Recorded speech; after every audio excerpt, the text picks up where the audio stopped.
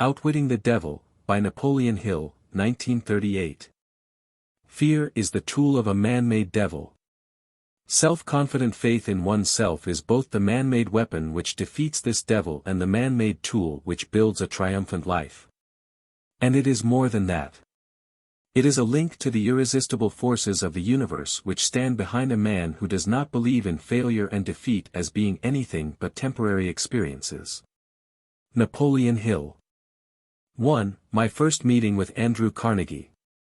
For more than a quarter of a century my major purpose has been that of isolating and organizing into a philosophy of achievement the causes of both failure and success, with the object of being helpful to others who have neither the inclination or the opportunity to engage in this form of research. My labor began in 1908, as the result of an interview that I had with the late Andrew Carnegie. I frankly told Mr. Carnegie that I wished to enter law school and that I had conceived the idea of paying my way through school by interviewing successful men and women, finding out how they came by their success, and writing stories of my discoveries for magazines. At the end of our first visit Mr. Carnegie asked whether or not I possessed enough courage to carry out a suggestion he wished to offer me. I replied that courage was about all I did have and that I was prepared to do my best to carry out any suggestion he cared to offer. He then said, "Your idea of writing stories about men and women who are successful is commendable, as far as it goes, and I have no intention of trying to discourage you from carrying out your purpose, but I must tell you that if you wish to be of enduring service, not only to those now living, but to posterity as well, you can do so if you will take the time to organize all of the causes of failure as well as all of the causes of success. There are millions of people in the world who have not the slightest conception of the causes of success and failure. The schools and colleges teach practically everything except the principles of individual achievement. They require young men and women to spend from 4 to 8 years acquiring abstract knowledge, but do not teach them what to do with this knowledge after they get it. The world is in need of a practical, understandable philosophy of achievement, organized from the factual knowledge gained from the experience of men and women in the great university of life. In the entire field of philosophy I find nothing which even remotely resembles the sort of philosophy which I have in mind. We have few philosophers who are capable of teaching men and women the art of living. It seems to me that here is an opportunity which should challenge an ambitious young man of your type, but ambition alone is not enough for this task which I have suggested. The one who undertakes it must have courage and tenacity. The job will require at least 20 years of continuous effort, during which the one who undertakes it will have to earn his living from some other source, because this sort of research is never profitable at the outset, and generally those who have contributed to civilization through work of this nature have had to wait 100 years or so after their own funerals to receive recognition for their labor. If you undertake this job, you should interview not only the few who have succeeded, but the many who have failed. You should carefully analyze many thousands of people who have been classed as failures, and I mean by the term failures, men and women who come to the closing chapter of life disappointed because they did not attain the goal which they had set their hearts upon achieving. As inconsistent as it may seem, you will learn more about how to succeed from the failures than you will from the so-called successes. They will teach you what not to do. Along toward the end of your labor, if you carry it through successfully, you will make a discovery which may be a great surprise to you. You will discover that the cause of success is not something separate and apart from the man, that it is a force so intangible in nature that the majority of men never recognize it, a force which might be properly called the other self. Noteworthy is the fact that this other self seldom exerts its influence or makes itself known excepting at times of unusual emergency, when men are forced, through adversity and temporary defeat, to change their habits and to think their way out of difficulty. My experience has taught me that a man is never quite so near success as when that which he calls failure has overtaken him, for it is on occasions of this sort that he is forced to think. If he thinks accurately, and with persistence, he discovers that so-called failure usually is nothing more than a signal to rearm himself with a new plan or purpose. Most real failures are due to limitations which men set up in their own minds. If they had the courage to go one step further, they would discover their error. Begin life anew. Mr. Carnegie's speech reshaped my entire life and planted in my mind a burning purpose, which has driven me ceaselessly, and this despite the fact that I had but a vague idea as to what he meant by the term other self. During my labor of research into the causes of failure and success, I have had the privilege of analyzing more than 25,000 men and women who were rated as failures, and over 500 who were classed as successful. Many years ago I caught my first glimpse of that other self Mr. Carnegie had mentioned. The discovery came, as he said it would, as the result of two major turning points of my life, which constituted emergencies that forced me to think my way out of difficulties such as I had never before experienced. I wish it were possible to describe this discovery without the use of the personal pronoun, but this is impossible because it came through personal experiences from which it cannot be separated. To give you the complete picture, I shall have to go back to the first of these two major turning points and bring you up to the discovery step by step. The research necessary for the accumulation of the data, from which the 17 principles of achievement and the 30 major causes of failure were organized, required years of labor. I had reached the false conclusion that my task of organizing a complete philosophy of personal achievement had been completed. Far from having been completed, my work had merely begun. I had erected the skeleton of a philosophy by organizing the 17 principles of achievement and the 30 major causes of failure, but that skeleton had to be covered with the flesh of application and experience. Moreover, it had to be given a soul through which it might inspire men and women to meet obstacles without going down under them. That soul, which had yet to be added, as I discovered later, became available only after my other self made its appearance, through two major turning points of my life. Resolving to turn my attention, and whatever talents I might possess, into monetary returns through business and professional channels, I decided to go into the profession of advertising, and I became the advertising manager of the LaSalle Extension University of Chicago.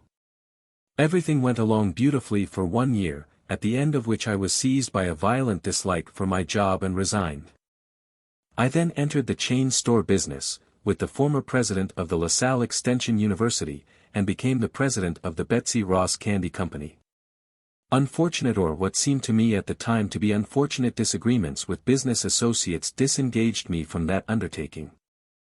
The lure of advertising still was in my blood, and I tried again to give expression to it by organizing a school of advertising and salesmanship, as a part of Bryant and Stratton Business College. The enterprise was sailing smoothly and we were making money rapidly when the United States entered World War I. In response to an inner urge which no words can describe, I walked away from the school and entered the service of the United States government, under President Woodrow Wilson's personal direction, leaving a perfectly sound business to disintegrate. On Armistice Day 1918, I began the publication of the Golden Rule magazine. Despite the fact that I did not have a penny of capital, the magazine grew rapidly and soon gained a nationwide circulation of nearly 500,000, ending its first year's business with a profit of $3,156. Some years later I learned, from an experienced publisher, that no man experienced in the publication and distribution of national magazines would think of starting such a magazine with less than $500,000 of capital. The Golden Rule magazine and I were destined to part company. The more we succeeded, the more discontented I became, until finally, due to an accumulation of petty annoyances caused by business associates, I made them a present of the magazine and stepped out. Through that move perhaps I tossed a small fortune over my shoulder. Next I organized a training school for salesmen. My first assignment was to train a sales army of 3,000 people for a chain store company, for which I received $10 for each salesman who went through my classes. Within 6 months my work had netted me a little over $30,000. Success, as far as money was concerned, was crowning my efforts with abundance. Again I became fidgety inside. I was not happy. It became more obvious every day that no amount of money would ever make me happy. Without the slightest reasonable excuse for my actions, I stepped out and gave up a business from which I might easily have earned a healthy salary. My friends and business associates thought I was crazy, and they were not backward about saying so. Frankly, I was inclined to agree with them, but there seemed nothing I could do about it. I was seeking happiness and I had not found it. At least that is the only explanation I could offer for my unusual actions. What man really knows himself? That was during the late fall of 1923. I found myself stranded in Columbus, Ohio, without funds, and worse still, without a plan by which to work my way out of my difficulty. It was the first time in my life that I had actually been stranded because of lack of funds. Many times previously I had found money to be rather shy, but never before had I failed to get what I needed for my personal conveniences. The experience stunned me. I seemed totally at sea as to what I could or should do. I thought of a dozen plans by which I might solve my problem, but dismissed them all as being either impractical or impossible of achievement. I felt like one who was lost in a jungle without a compass. Every attempt I made to work my way out brought me back to the original starting point. For nearly 2 months I suffered with the worst of all human ailments, indecision. I knew the 17 principles of personal achievement, but what I did not know was how to apply them. Without knowing it, I was facing one of those emergencies of life through which, Mr. Carnegie had told me, men sometimes discover their other selves. My distress was so great that it never occurred to me to sit down and analyze its cause and seek its cure. Defeat is converted into victory. One afternoon I reached a decision through which I found the way out of my difficulty. I had a feeling that I wanted to get out into the open spaces of the country, where I could get a breath of fresh air and think. I began to walk, and had gone 7 or 8 miles when I felt myself brought suddenly to a standstill. For several minutes I stood there as if I had been glued to my tracks. Everything around me went dark. I could hear the loud sound of some form of energy which was vibrating at a very high rate. Then my nerves became quiet, my muscles relaxed, and a great calmness came over me. The atmosphere began to clear, and as it did so, I received a command from within which came in the form of a thought, as near as I can describe it. The command was so clear and distinct that I could not misunderstand it. In substance it said, "The time has come for you to complete the philosophy of achievement which you began at Carnegie's suggestion. Go back home at once and begin transferring the data you have gathered from your own mind to written manuscripts." My other self had awakened. For a few minutes I was frightened. The experience was unlike any I had ever undergone before. I turned and walked rapidly until I reached home. As I approached the house, I saw my 3 little boys looking out of a window of our house at our neighbor's children, who were dressing a Christmas tree in the house next door. Then I recalled that it was Christmas Eve. Moreover, I recalled, with a feeling of deep distress such as I had never known before, that there would be no Christmas tree at our house. The look of disappointment on the faces of my children reminded me painfully of that fact. I went into the house, sat down at my typewriter, and began at once to reduce to writing the discoveries I had made concerning the causes of success and failure. As I placed the first sheet of paper in the typewriter, I was interrupted by that same strange feeling which had come over me out in the country a few hours before, and this thought flashed into my mind. Your mission in life is to complete the world's first philosophy of individual achievement. You have been trying in vain to escape your task, each effort having brought you failure. You are seeking happiness. Learn this lesson, once and forever, that you will find happiness only by helping others to find it. You have been a stubborn student. You had to be cured of your stubbornness through disappointment. Within a few years from now the whole world will start through an experience which will place millions of people in need of the philosophy which you have been directed to complete. Your big opportunity to find happiness by rendering useful service will have come. Go to work, and do not stop until you have completed and published the manuscripts which you have begun. I was conscious of having arrived, at last, at the end of life's rainbow, and I was happy. Doubt makes its appearance. The spell, if the experience may be so called, passed away. I began to write. Shortly thereafter my reason suggested to me that I was embarking upon a fool's mission. The idea of a man who was down and almost out presuming to write a philosophy of personal achievement seemed so ludicrous that I laughed hilariously, perhaps scornfully. I squirmed in my chair, ran my fingers through my hair, and tried to create an alibi that would justify me in my own mind in taking the sheet of paper out of my typewriter before I had really begun to write, but the urge to continue was stronger than the desire to quit. I became reconciled to my task and went ahead.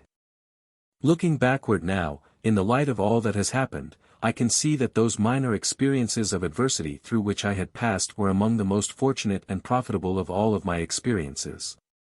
They were blessings in disguise because they forced me to continue a work which finally brought me an opportunity to make myself more useful to the world than I might have been had I succeeded in any previous plan or purpose.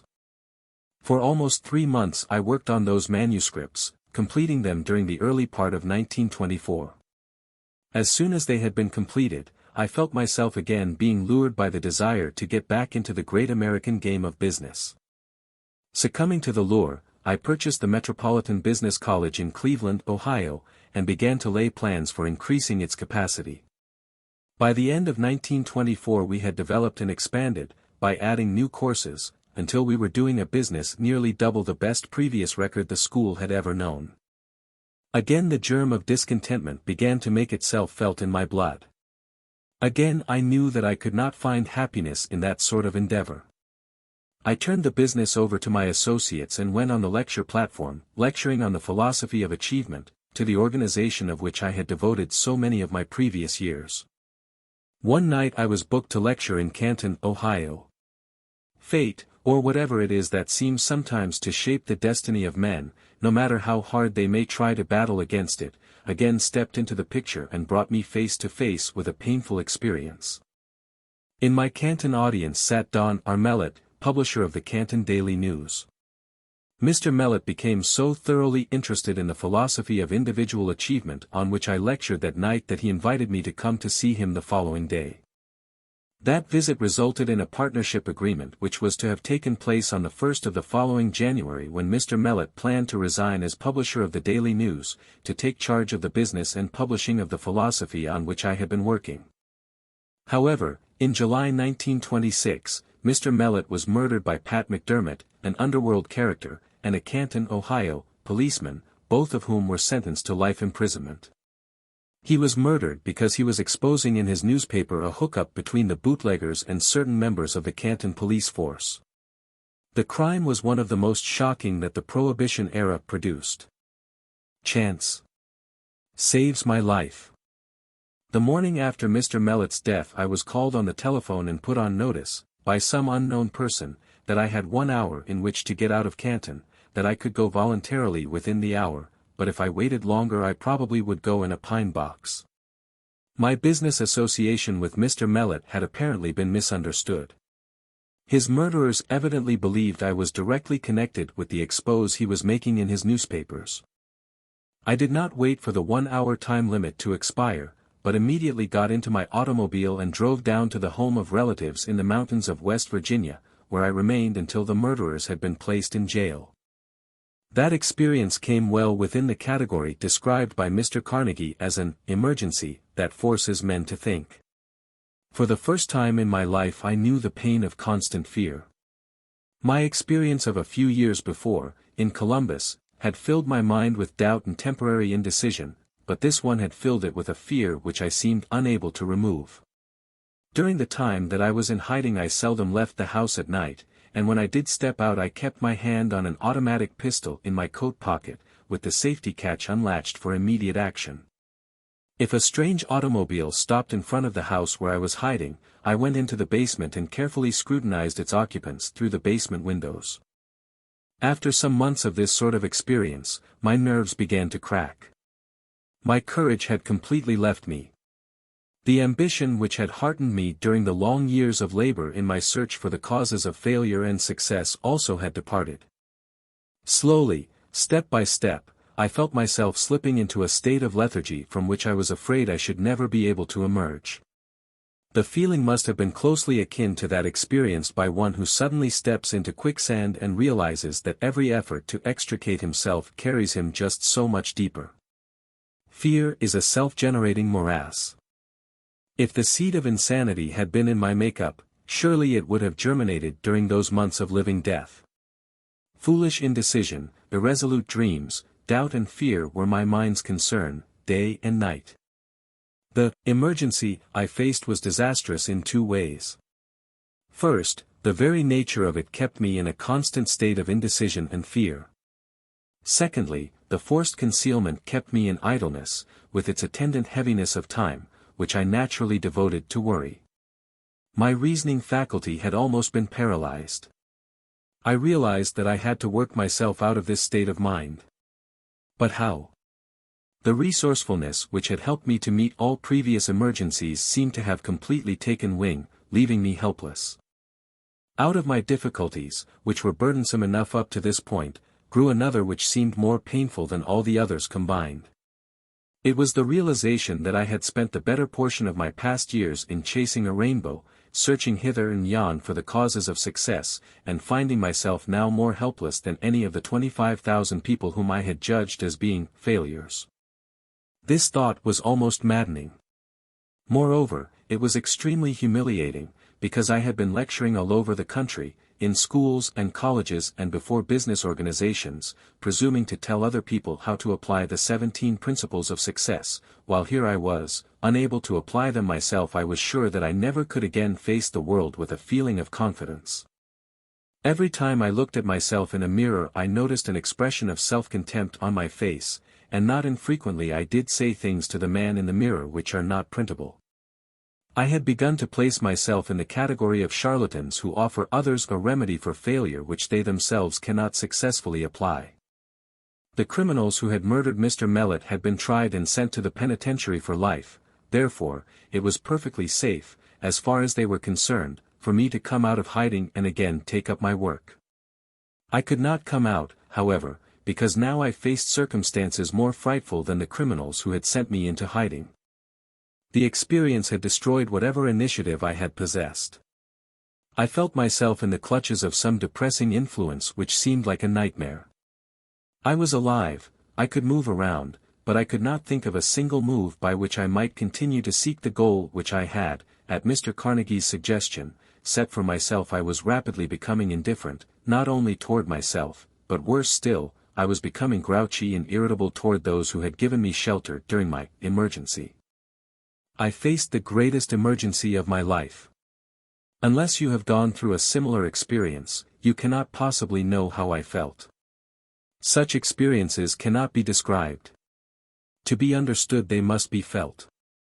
The most dramatic moment of my life. The turn came suddenly, in fall 1927, more than a year after the Canton incident. I left the house one night and walked up to the public school building, on top of a hill above the town.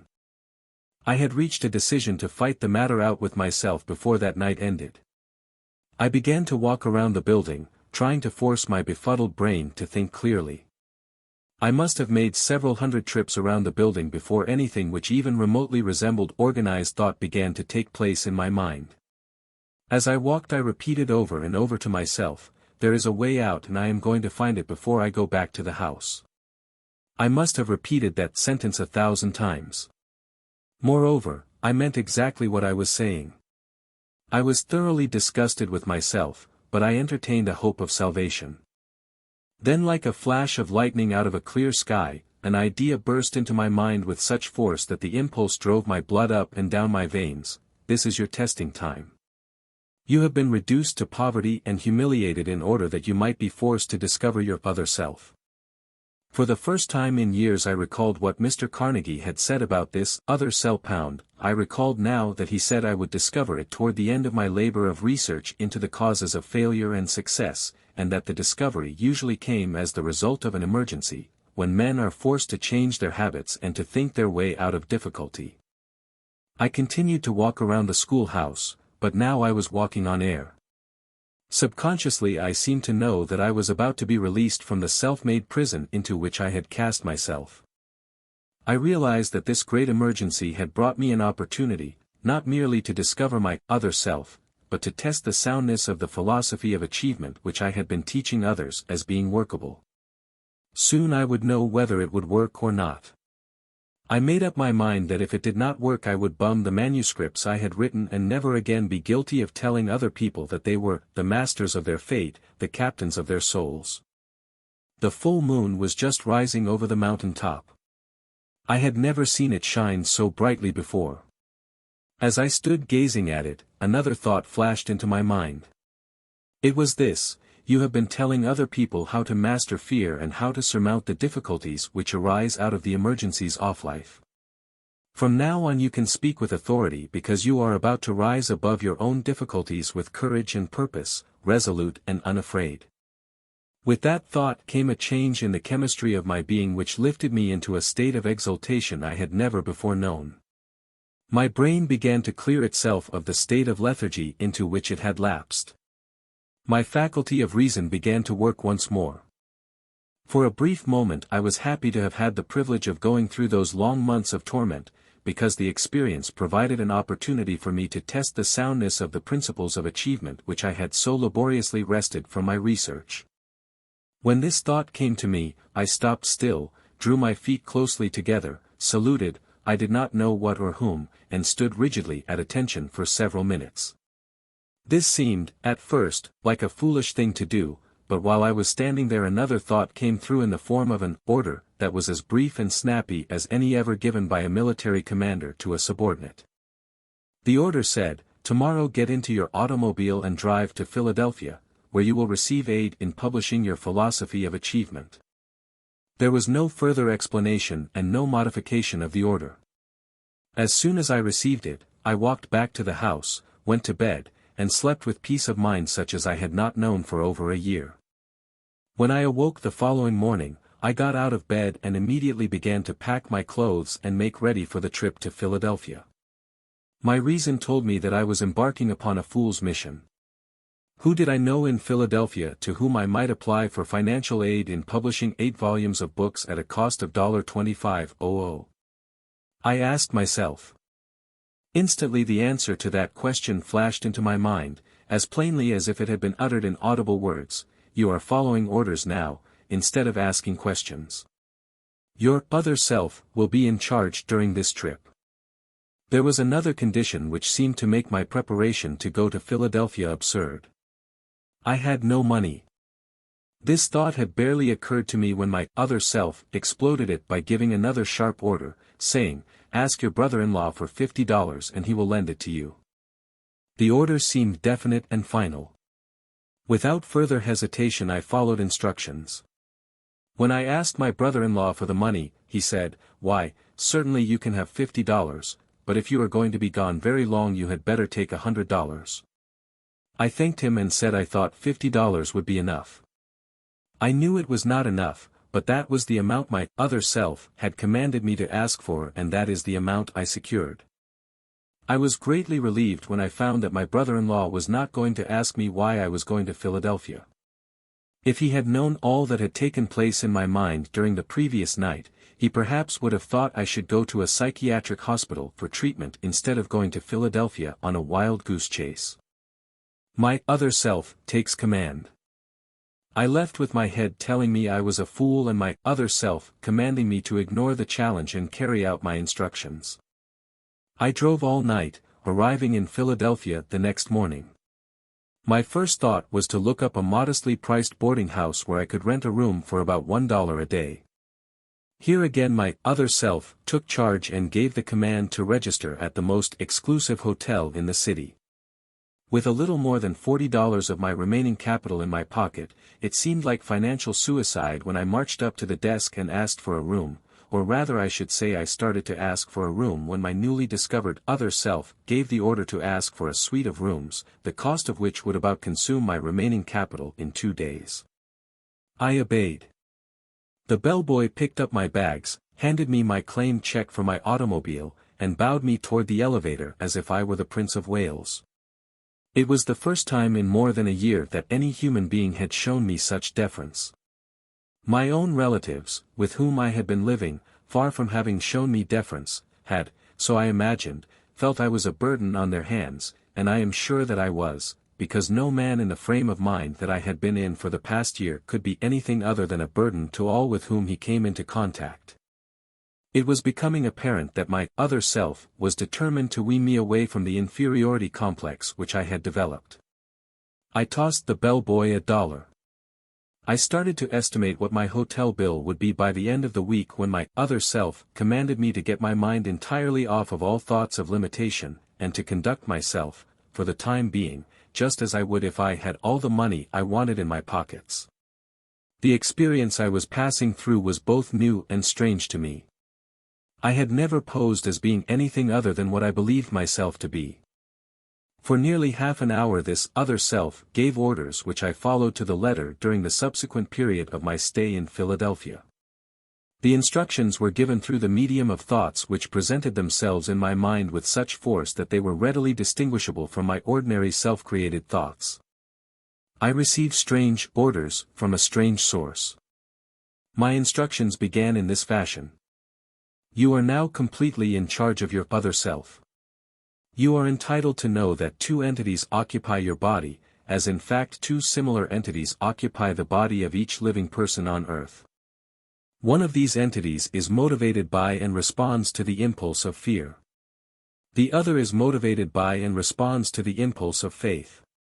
For more than a year you have been driven, like a slave, by the fear entity. Night before last the faith entity gained control over your physical body, and you are now motivated by that entity. For the sake of convenience you may call this faith entity your other self. It knows no limitations, has no fears, and recognizes no such word as impossible. You were directed to select this environment of luxury, in a good hotel, as a means of discouraging the return to power of the fear entity. That fear-motivated old self is not dead, it has merely been dethroned.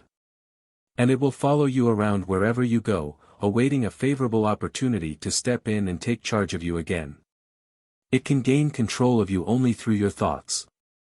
Remember this, and keep the doors to your mind tightly closed against all thoughts which seek to limit you in any manner whatsoever, and you will be safe. Do not permit yourself to worry about the money you will need for your immediate expenses. That will come to you by the time you must have it. Now, let us get down to business.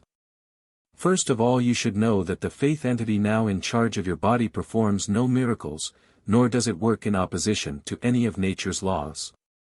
As long as it is in charge of your body it will guide you when you calculate it, through impulses of thought which it will place in your mind, in carrying out your plans through the most logical and convenient natural media available. Above everything else, get this fact clearly fixed in your mind, that your other self will not do your work for you, it will only guide you intelligently in achieving for yourself the objects of your desires. This other self will aid you in translating your plans into reality. Moreover, you should know that it begins, always, with your major, or most pronounced desire. At this time your major desire, the one which brought you here, is to publish and distribute the results of your research into the causes of success and failure. You estimate that you will need approximately $25,000. Among your acquaintances there is a man who will supply you with this needed capital. Begin, at once, to call into your mind the names of all persons of your acquaintance whom you have reason to believe might be induced to furnish the financial aid you require. When the name of the logical person comes into your mind, you will recognize it immediately. Communicate with that person and the aid you seek will be given. In your approach, however, present your request in terminology such as you would use in the usual course of business transactions. Make no reference whatsoever to this introduction you have had to your other self. If you violate these instructions, you will meet with temporary defeat. Your other self will remain in charge and continue to direct you as long as you rely upon it. Keep doubt and fear and worry, and all thoughts of limitation, entirely out of your mind. That will be all for the present. You will now begin to move of your own free will, precisely as you did before you discovered your other self. Physically you are the same as you have always been, therefore, no one will recognize that any change has taken place in you. I looked around the room, blinked my eyes, and to make sure that I was not dreaming, I got up and walked over to a mirror and looked at myself closely. The expression on my face had changed from one of doubt to one of courage and faith. There was no longer any doubt in my mind that my physical body was in charge of an influence far different from the one which had been dethroned 2 nights before, as I walked around that schoolhouse in West Virginia. Outwitting the Devil, by Napoleon Hill, 1938. 2. A new world is revealed to me. Obviously I had undergone a new birth by which I had been separated from all forms of fear. I now had courage such as I never before had experienced. Despite the fact that I had not as yet been shown how, or from what source, I would be able to secure the necessary funds which I was seeking, I had such absolute faith that the money would be forthcoming that I could see it already in my possession. On but few occasions in my entire life have I experienced such faith. It was a feeling which one person cannot describe to another. There are no words in the English language suitable for such a description, a fact that all who have had similar experiences can easily verify. I proceeded immediately to carry out the instructions I had received. All feeling that I had embarked upon an impossible mission had now left me. One by one I began to call into my mind the names of all my acquaintances I knew to be financially able to supply me with the $25,000 which I needed, starting with the name of Henry Ford, and going over the entire list of more than 300 people.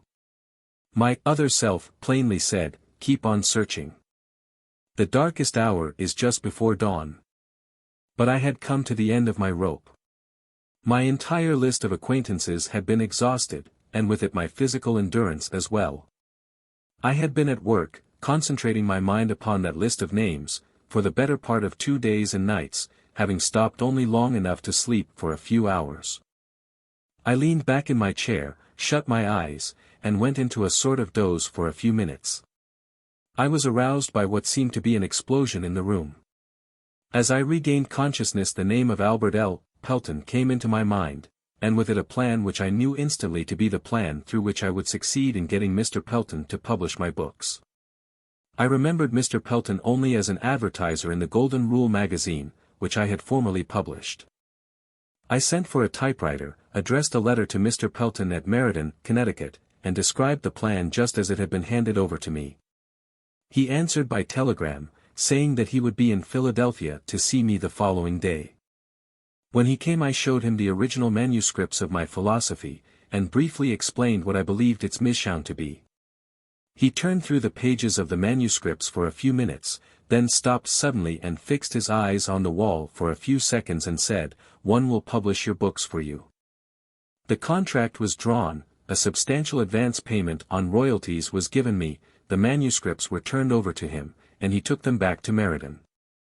I did not ask him at the time what caused him to reach a decision to publish my books before he had read the manuscripts, but I do know that he supplied the necessary capital, printed the books, and assisted me in selling many thousands of sets of them to his own clientele of book buyers, who were located in practically every English-speaking country in the world. My other self makes good.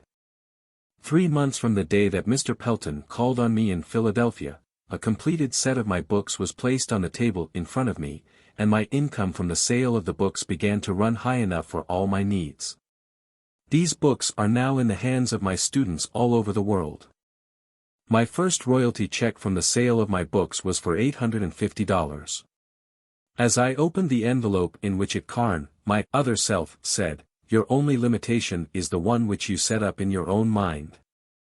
I am not sure that I understand just what this other self is, but I do know that there can be no permanent defeat for the man or the woman who discovers it and relies upon it.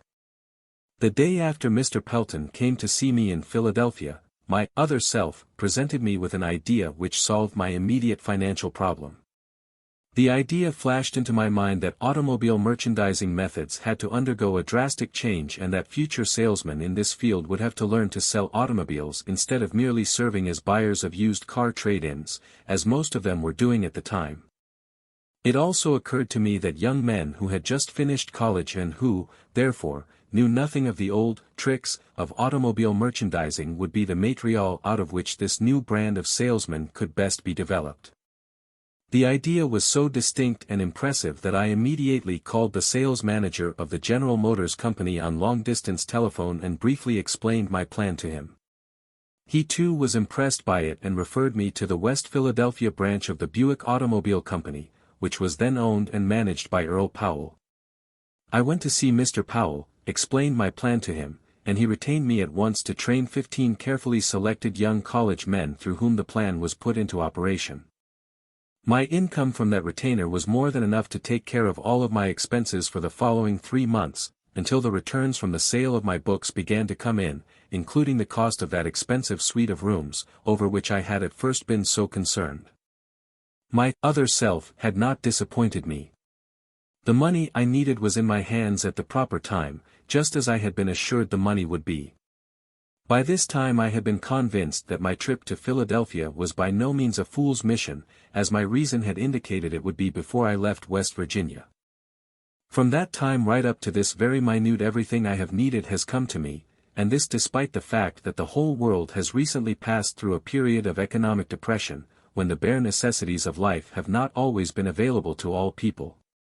Sometimes the arrival of the material things I needed has been a little late, but I can truthfully say that my other self has always met me at the crossroads when I have come to them, and indicated which path I should follow. The other self follows no precedents, recognizes no limitations, and always finds a way to accomplish desired ends. It may meet with temporary defeat, but not with permanent failure.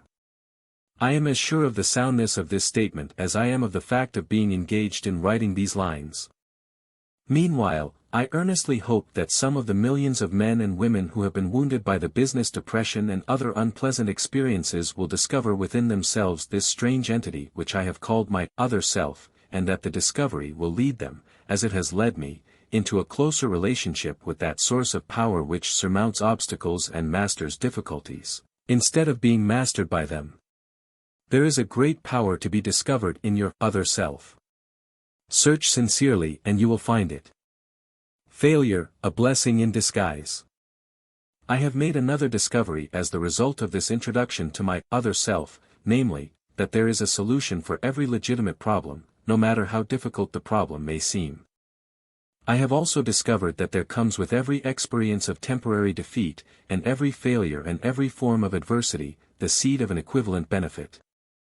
Mind you, I did not say the full-blown flower of success, but the seed from which that flower may be made to germinate and grow.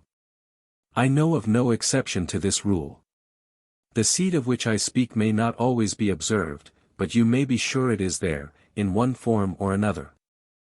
I do not pretend to understand all about this strange force which reduced me to poverty and want, and filled me with fear, and then gave me a new birth of faith, stuff which I have been privileged to extend help to tens of thousands who found themselves slipping. But I do know that such a force has come into my life and that I am doing all I can to place others in communication with it. During my quarter-century of research into the causes of success and failure I have discovered many principles of truth which have been helpful to me and to others, but nothing I have observed has impressed me more than the discovery that every great leader of the past, whose record I have examined, was beset by difficulties and met with temporary defeat before arriving. From Christ on down to Edison, the men who have achieved most have been those who met with the most stubborn forms of temporary defeat. This would seem to justify the conclusion that infinite intelligence has a plan, or a law, by which it hurdles men over many obstacles before giving them the privilege of leadership or the opportunity to render useful service in a noteworthy fashion.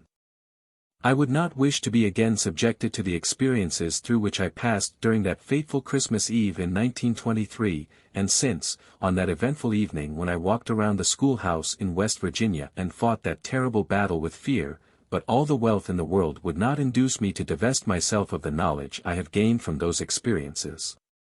Faith has a new meaning to me. I repeat that I do not know exactly what this other self is, but know enough about it to lean upon it in a spirit of absolute faith in times of difficulty, when the ordinary reasoning faculty of my mind seems to be inadequate for my needs. The economic depression which started in 1929 brought misery to millions of people, but let us not forget that the experience also brought many blessings, not the least of these being the knowledge that there is something infinitely worse than being forced to work. It is being forced not to work. In the main, that depression was more of a blessing than it was a curse, if analyzed in the light of the changes it brought to the minds of those who were wounded by it. The same is true of every experience which changes men's habits and forces them to turn to the great, within, for the solution of their problems. The time which I spent in seclusion in West Virginia was, by great odds, the most severe punishment of my life, but the experience brought blessings in the form of needed knowledge which more than offset the suffering which it cost me. These two results, the suffering and the knowledge gained from it, were inevitable. The law of compensation, which Emerson so clearly defined, made this result both natural and necessary. What the future may hold for me in the way of disappointment, through temporary defeat, I of course have no way of knowing. I do know, however, that no experience of the future can possibly wound me as deeply as have some of those of the past, because I am now on speaking terms at least with my other self. Since this other self took charge of me, I have come by useful knowledge which I am sure I never would have discovered while my oid fear entity was on the throne. For one thing, I have learned that those who meet with difficulties which seem insurmountable may, if they will do so, best overcome these difficulties by forgetting them for a time and helping others who have greater problems. The value of giving before trying to get. I am sure that no effort which we extend to those who are in distress can go without some form of adequate reward. Not always does the reward come from those to whom the service is rendered, but it will come from one source or another. I seriously doubt that any man can avail himself of the benefits of his other self as long as he is steeped in greed and avarice, envy and fear, but if I am wrong in this conclusion, then I still have the unusual honor of being one who has found peace of mind and happiness through a viewpoint that was not sound. I would prefer being thus wrong and happy, to being right and unhappy. But this viewpoint is not wrong. As long as I remain on good terms with my other self, I shall be able to acquire every material thing that I need. Moreover, I shall be able to find happiness and peace of mind. What more could anyone else accomplish? The sole motive which inspired me to write this book was a sincere desire to be helpful to others by sharing with them as much as they may be prepared to accept of the stupendous fortune which became mine the moment I discovered my other self. This fortune, happily, is one that cannot be measured in material or financial terms alone, because it is greater than everything which such things represent. Material and financial fortunes, when reduced to their most liquid terms, are measurable in terms of bank balances. Bank balances are no stronger than banks. This other fortune of which I speak is measurable, not only in terms of peace of mind and contentment but as manifested in those adept at prayer. My other self has taught me to concentrate upon my purpose and to forget about the plan by which it is to be attained when I go to prayer. I am not suggesting that material objects may be acquired without plans. What I am saying is that the power which translates one's thoughts or desires into realities has its source in an infinite intelligence which knows more about plans than the one doing the praying. Stating the case in another way, may it not be wise, when praying, to trust to the universal mind to hand over the plan best suited for the attainment of the object of that prayer? My experience with prayer has taught me that so often all which results from prayer is a plan, if the prayer is answered at all, a plan that is suited for the attainment of the object of the prayer through natural and material media. The plan must be transmuted, through self-effort action. I know nothing about any form of prayer which can be induced to work favorably in a mind that is colored, in the slightest degree, by fear. A new way to pray. Since becoming better acquainted with my other self, my way of praying is different from what it was before. I used to go to prayer only when facing difficulty. Now I go to prayer before difficulty overtakes me, when possible. I now pray, not for more of this world's goods and greater blessings, but to be worthy of that which I already have. I find that this plan is better than the old one. Infinite intelligence seems not at all offended when I give thanks and show that I am grateful for the blessings which have crowned my efforts. I was astounded, when I first tried this plan of offering a prayer of thanks for what I already possessed, to discover what a vast fortune I had owned without being appreciative of it. For example, I discovered that I possessed a sound body which had never been seriously damaged by illness. I had a mind which was reasonably well balanced. I had a creative imagination through which I could render useful service to great numbers of people. I was blessed with all the freedom I desired, in both body and mind. I possessed an imperishable desire to help others who were less fortunate. I discovered that happiness, the highest aim of mankind, was mine for the taking, business depression or no business depression.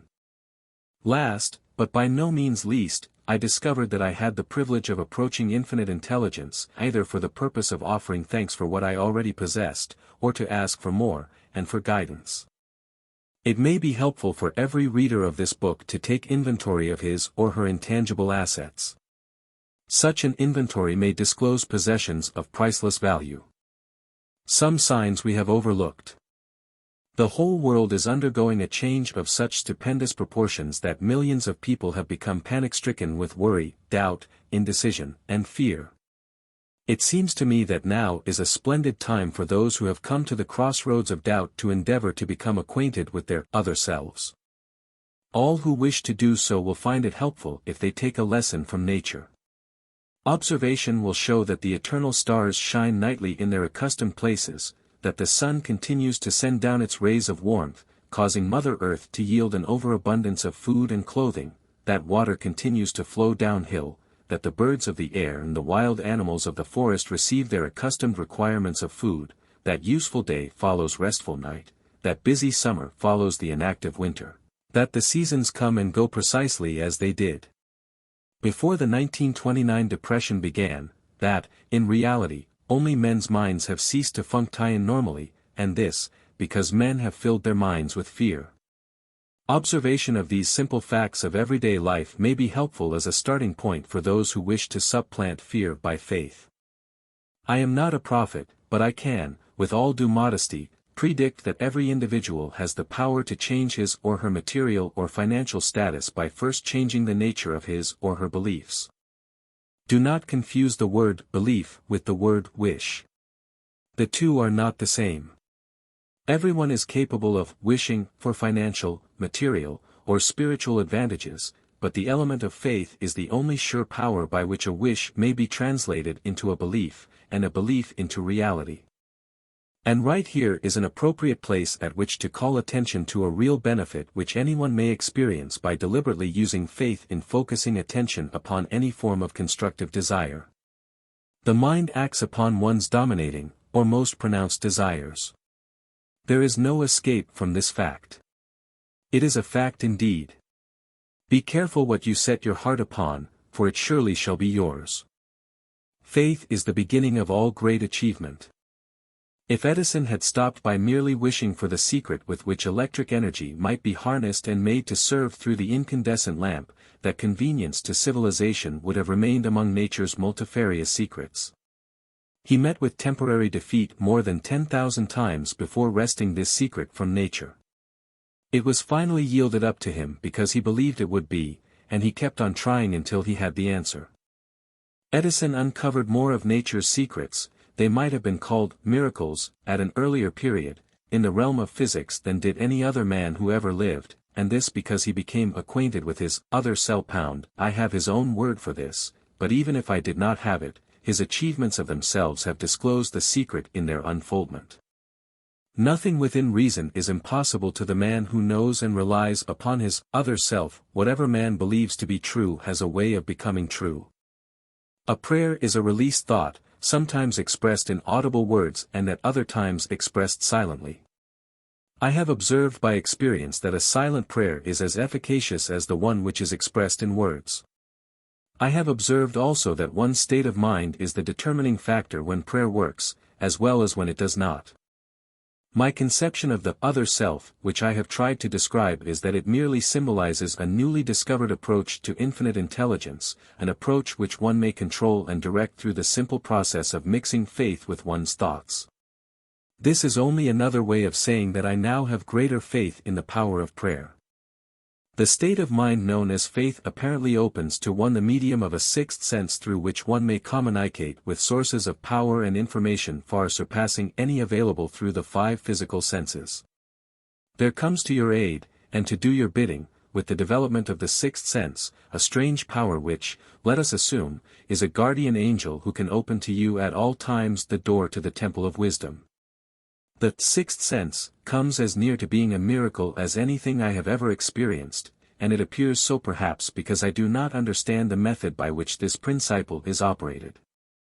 This much I do know, that there is a power or a first cause, or an intelligence which permeates every atom of matter, and embraces every unit of energy perceptible to man, that this infinite intelligence converts acorns into oak trees, causes water to flow downhill in response to the law of gravity, follows night with day, and winter with summer, each maintaining its proper place and relationship to the other. This intelligence may aid in transmuting one's desires into concrete or material form. I have this knowledge because I have experimented with it and have experienced it. I have for many years followed the habit of taking personal inventory of myself once a year, for the purpose of determining how many of my weaknesses I have bridged or eliminated, and to ascertain what progress, if any, I had made during the year. Outwitting the Devil, by Napoleon Hill, 1938. Chapter 3. A Strange Interview with the Devil. While you are reading The Interview with the Devil, you will recognize from the brief description I have given you of the history of my life what a desperate effort the devil made to muzzle me before I gained public recognition. You will understand also, after reading The Interview with the Devil, why the interview had to be preceded by this personal history of my background. Before you begin to read the interview, I want you to have a clear picture of the final fling the devil had at me, and be it remembered with profit that it was this final fling which gave Mercy a chance to turn and twist the devil's tail until he squealed out his confession. The devil's undoing began with the Depression in 1929. Through that fortunate turn of the wheel of life, I lost my 600-acre estate in the Catskill Mountains, my income was entirely cut off, the Harriman National Bank, in which all my funds were deposited, folded up and was wiped out. Before I realized what was happening, I found myself caught up in a spiritual and economic hurricane which evolved into a worldwide catastrophe of such force that no individual or group of individuals could withstand it. While waiting for the storm to cease and the stampede of human fear to stop, I moved to Washington, D.C., the city from which I made my start after my first meeting with Andrew Carnegie, nearly a quarter of a century previously. There seemed nothing for me to do except sit down and wait. All I had was time. After 3 years of waiting without tangible results, my restless soul began to push me back into service. There was little opportunity for me to teach a philosophy of success when the world around me was in the midst of abject failure, and men's minds were filled with the fear of poverty. This thought came to me one evening while I was sitting in my automobile, in front of the Lincoln Memorial on the Potomac River, within the shadow of the Capitol. With it came another thought: the world had staged an unprecedented depression over which no human being had control. With that depression had come to me an opportunity to test the philosophy of self-determination, to the organization of which I had devoted the better portion of my adult life. Once more I had the opportunity to learn whether my philosophy was practical or mere theory. I realized too the opportunity had come to test a claim I had made hundreds of times, that every adversity brings with it the seed of an equivalent advantage. What, if any, I asked myself, were the advantages to me of a world depression? When I began to look for a direction in which I might move to test my philosophy, I made the most shocking discovery of my life. I discovered that through some strange power which I did not understand, I had lost my courage, my initiative had been demoralized, my enthusiasm had been weakened. Worst of all, I was sorely ashamed to acknowledge that I was the author of a philosophy of self-determination, because down deep in my heart I knew, or thought I knew, that I could not make my philosophy pull me out of the hole of despair in which I found myself. While I floundered in a state of mental bewilderment, the devil must have been dancing a jig of rejoicing. At last he had, the author of the world's first philosophy of individual achievement, pinned under his thumb and paralyzed with indecision. But the devil's opposition must have been at work too.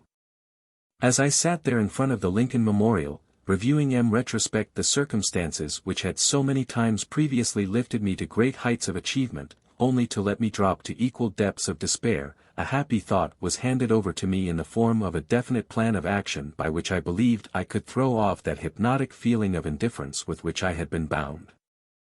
In the interview with the devil, the exact nature of the power by which I had been deprived of my initiative and courage has been described.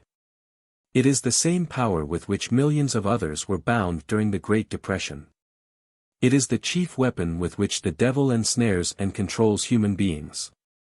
The sum and substance of this thought which came to me was this: despite the fact that I had learned from Andrew Carnegie and more than 500 others of equal business and professional achievements that noteworthy achievements in all walks of life come through the application of the master mind, the harmonious coordination of two or more minds working to a definite end, I had failed to make such an alliance for the purpose of carrying out my plan to take the philosophy of individual achievement to the world. Despite the fact I had understood the power of the master mind, I had neglected to appropriate and use this power. I had been laboring as a lone wolf instead of allying myself with other and superior minds. An analysis. Let us now briefly analyze the strange interview you are about to begin. Some who read will want to ask, after they finish it, did you really interview the devil, or did you merely interview an imaginary devil? Some may wish the answer to this question before they begin the interview. I will answer in the only truthful way I could answer, by saying that the devil I interviewed may have been real, just as he claimed to be, or he may have been the creation of my own imagination. Whichever he was, whether real or imaginary, is of little importance compared with the nature of the information conveyed through the interview.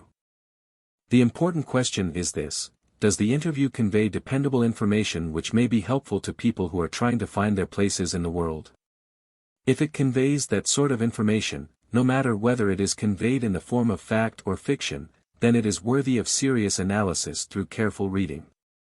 I am not concerned in the least as to the real source of the information or as to the real nature of the devil whose astounding story you are about to read. I am concerned only with the fact that the devil's confession squares perfectly with what I have seen of life.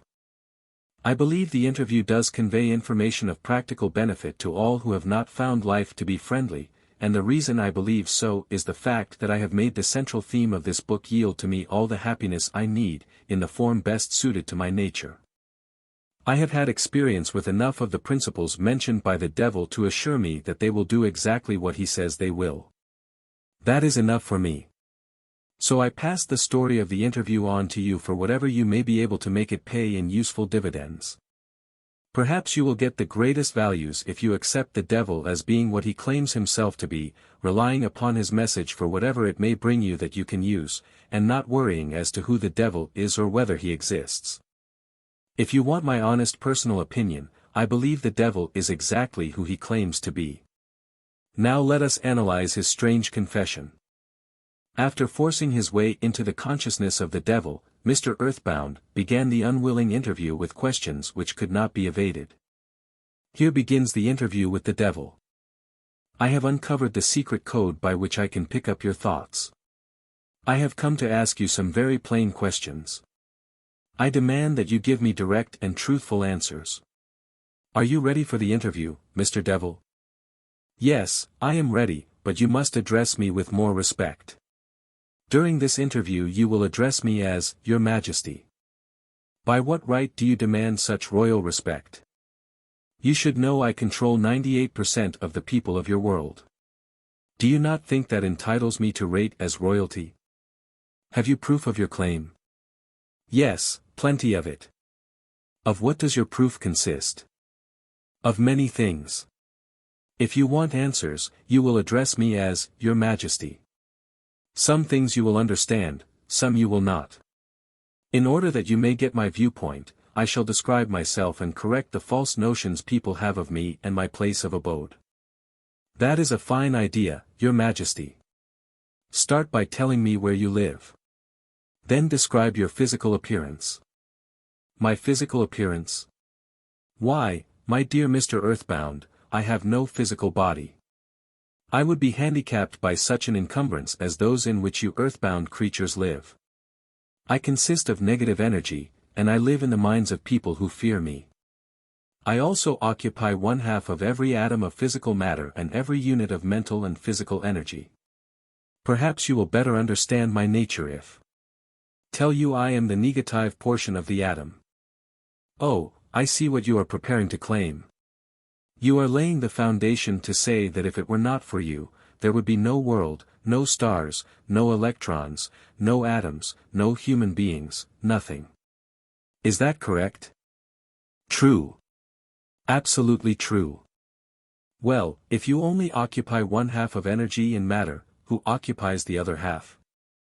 The other half is occupied by my opposition. Opposition? What do you mean? The opposition is what you earthbound call God. So you have the universe divided up with God. Is that your claim? Not my claim, but the actual fact. Before this interview is finished you will understand why my claim is true. You will also understand why it has to be true, or there could be no world such as yours, no earthbound creatures such as you. I am no beast with a forked tongue and a spiked tail. But you do control the minds of 98 out of every 100 people. You said so yourself. Who causes all the misery in this 98% devil-controlled world, if you do not? I have not said that I do not cause all the misery of the world. On the other hand, I boast of it. It is my business to represent the negative side of everything, including the thoughts of you earthbound people. How else could I control people? My opposition controls positive thought. I control negative thought. How do you gain control of the minds of people? Oh, that is easy, I merely move in and occupy the unused space of the human brain. I sow the seeds of negative thought in the minds of people so I can occupy and control the space. You must have many tricks and devices by which you gain and hold control of the human mind. To be sure, I employ tricks and devices to control human thought. My devices are clever ones too. Go ahead and describe your clever tricks, Your Majesty. One of my cleverest devices for mind control is fear. I plant the seed of fear in the minds of people, and as these seeds germinate and grow, through use, I control the space they occupy. The 6 most effective fears are the fear of poverty, criticism, ill health, loss of love, old age, and death. Which of these 6 fears serves you most often, Your Majesty? The first and the last, poverty and death. At one time or another during life I tighten my grip on all people through one or both of these. I plant these fears in the minds of people so deftly that they believe them to be their own creation. I accomplish this end by making people believe I am standing just beyond the entrance gate of the next life, waiting to claim them after death for eternal punishment. Of course I cannot punish anyone, except in that person's own mind, through some form of fear, but fear of the thing which does not exist is just as useful to me as fear of that which does exist. All forms of fear extend the space I occupy in the human mind. Your Majesty, will you explain how you gained this control over human beings? The story is too long to be told in a few words. It began over 1,000,000 years ago, when the first man began to think. Up to that time I had control over all mankind, but enemies of mine discovered the power of positive thought, placed it in the minds of men, and then began a battle on my part to remain in control. So far, I have done quite well by myself, having lost only 2% of the people to the opposition. I take it from your answer that men who think are your enemies. Is that right? It is not right, but it is correct. Tell me something more about the world in which you live. I live wherever I choose. Time and space do not exist for me. I am a force best described to you as energy. My favorite physical dwelling place, as I have told you, is the minds of the earthbound. I control a part of the brain space of every human being. The amount of space I occupy in each individual's mind depends upon how little and what sort of thinking that person does. As I have told you, I cannot entirely control any person who thinks. You speak of your opposition. What do you mean by that? My opponent controls all the positive forces of the world, such as love, faith, hope, and optimism. My opponent also controls the positive factors of all natural law throughout the universe, the forces which keep the earth and the planets and all the stars balanced in their courses, but these forces are meek in comparison with those which operate in the human mind under my control. You see, I do not seek to control stars and planets. I prefer the control of human minds. Where did you acquire your power, and by what means do you add to it? I add to my power by appropriating the mind power of the earthbound, as they come through the gate at the time of death. 98 out of every 100 who come back to my plane from the earth plane are taken over by me and their mind power is added to my being. I get all who come over with any form of fear. You see, I am constantly at work, preparing the minds of people before death, so I can appropriate them when they come back to my plane. Will you tell me how you go about your job of preparing human minds so you can control them? I have countless ways of gaining control of human minds while they are still on the earth plane. My greatest weapon is poverty. I deliberately discourage people from accumulating material wealth because poverty discourages men from thinking and makes them easy prey for me. My next best friend is ill health. An unhealthy body discourages thinking. Then have countless thousands of workers on earth who aid me in gaining control of human minds. I have these agents placed in every calling. They represent every race and creed, every religion. Who are your greatest enemies on earth, Your Majesty? All who inspire people to think and act on their own initiative are my enemies. Such men as Socrates, Confucius, Voltaire, Emerson, Thomas Paine, and Abraham Lincoln. And you are not doing me any good either. Is it true that you use men who have great wealth? As I have already told you, poverty is always my friend because it discourages independence of thought and encourages fear in the minds of men. Some wealthy men serve my cause while others do me great damage, depending upon how the wealth is used. The great Rockefeller fortune, for example, is one of my worst enemies. That is interesting, Your Majesty. Will you tell me why you fear the Rockefeller fortune more than others? The Rockefeller money is being used to isolate and conquer diseases of the physical body, in all parts of the world. Disease has always been one of my most effective weapons. The fear of ill health is second only to the fear of poverty. The Rockefeller money is uncovering new secrets of nature in 100 different directions, all of which are designed to help men take and keep possession of their own minds. It is encouraging new and better methods of feeding, clothing, and housing people. It is wiping out the slums in the large cities, the places where my favorite allies are found. It is financing campaigns for better government and helping to wipe out dishonesty in politics. It is helping to set higher standards in business practice and encouraging businessmen to conduct business by the golden rule, and that is not doing my cause any good. What about these boys and girls who are said to be on the road to hell? Are you in control of them? Well, I can answer that question only with yes and no. I have corrupted the minds of the young by teaching them to drink and smoke, but they have me baffled through their tendency to think for themselves. You say you have corrupted the minds of the young people with liquor and cigarettes. I can understand how liquor might destroy the power of independent thought, but do not see what cigarettes have to do with helping your cause. You may not know it, but cigarettes break down the power of persistence. They destroy the power of endurance, they destroy the ability to concentrate, they deaden and undermine the imaginative faculty, and help in other ways to keep people from using their minds most effectively. Do you know I have millions of people, young and old, of both sexes, who smoke 2 packages of cigarettes a day? That means I have millions of people who are gradually destroying their power of resistance. One day I shall add to their habit of cigarette smoking other thought-destroying habits, until I shall have gained control of their minds. Habits come in pairs, triplets, and quadruplets. Any habit which weakens one's willpower invites a flock of its relatives to move in and take possession of the mind. The cigarette habit not only lowers the power of resistance and discourages persistence, but it invites looseness in other human relationships. I never thought that cigarettes were a tool of destruction, Your Majesty, but your explanation throws a different light on the subject.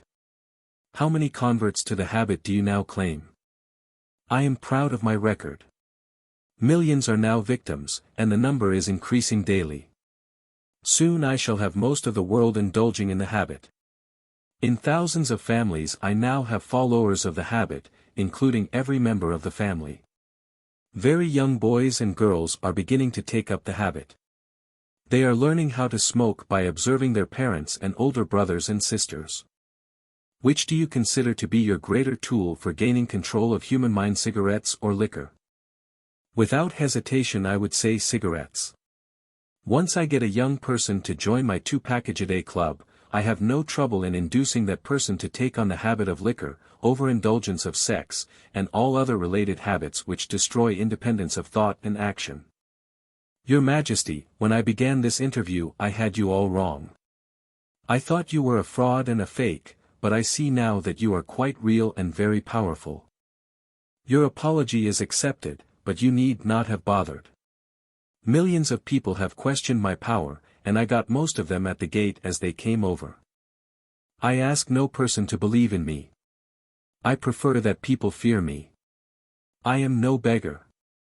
I take what I want by cleverness and force. Begging people to believe is the business of my opposition, not mine. Your Majesty will please pardon my rudeness, but I would not be able to look myself in the face again if I did not tell you, here and now, that you are the damnedest fiend ever to be turned loose on innocent people. I always had the wrong conception of you. I thought you were kind enough to let people alone while they were living, that you merely tortured their souls after death. Now I learn, from your own brazen confession, that you destroy their right to freedom of thought and cause them to go through a living hell on earth. What do you have to say to that? I get what I want by exercising self-control. It is not so good for my own business, but I suggest you emulate me instead of criticizing me. You call yourself a thinker, and you are. Otherwise you would never have forced this interview on me. But you will never be the sort of thinker that frightens me unless you gain and exercise greater control over your own emotions. Let us get away from personalities. I came here to learn more about you, not to discuss myself. Please go ahead and tell me of the many tricks you have devised for gaining control of the human mind. What is your most powerful weapon just now? That is a difficult question to answer. I have so many devices for entering human minds and controlling them that it is difficult to say which are the most powerful. Right at the moment I am trying to bring about another world war. My friends here in Washington are helping me to involve America in the war. If I can start the world to killing on a wholesale basis, I shall be able to put into operation my favorite device for mind control. It is what you may call mass fear. I used this device to bring about the other world war in 1914. I used it to bring about the economic depression in 1929, and if my opposition had not double-crossed me I would now be in possession of every man, woman, and child in the world. You can see for yourself how near I came to world domination, the thing I have been struggling to attain for thousands of years. Yes, I see your point. Who wouldn't? You are a very ingenious manipulator of the minds of people. Is your devilish business carried on only through people of high position and great influence? Oh, no. I use the minds of people in all walks of life. As a matter of fact, I prefer the type of person who makes no pretense of thinking. I can manipulate that sort of person without difficulty. I could not control 98% of the people of the world if all people were skilled in thinking for themselves. I am interested in the welfare of those people whom you claim to control. Therefore, I wish you to tell me all of the tricks by which you enter and control their minds. I want a complete confession from you, so begin with your cleverest trick. This is suicide you are forcing on me, but I am helpless. So settle down and I will place in your hands the weapon by which millions of your fellow earthbound will defend themselves against me. Outwitting the Devil, by Napoleon Hill, 1938. Chapter 4, Drifting with the Devil. Tell me first about your most clever trick, the one you use to ensnare the greatest number of people. If you force me to give away this secret, it will mean my loss of millions of people now living and still greater numbers of millions as yet unborn. I beg of you, permit me to pass this one question unanswered. So His Majesty the Devil fears a mere humble earthbound creature. Is that right? It is not right, but it is true. You have no right to rob me of my most necessary tool of trade. For millions of years I have dominated earthbound creatures through fear and ignorance. Now you come along and would destroy my use of these weapons by forcing me to tell how I use them.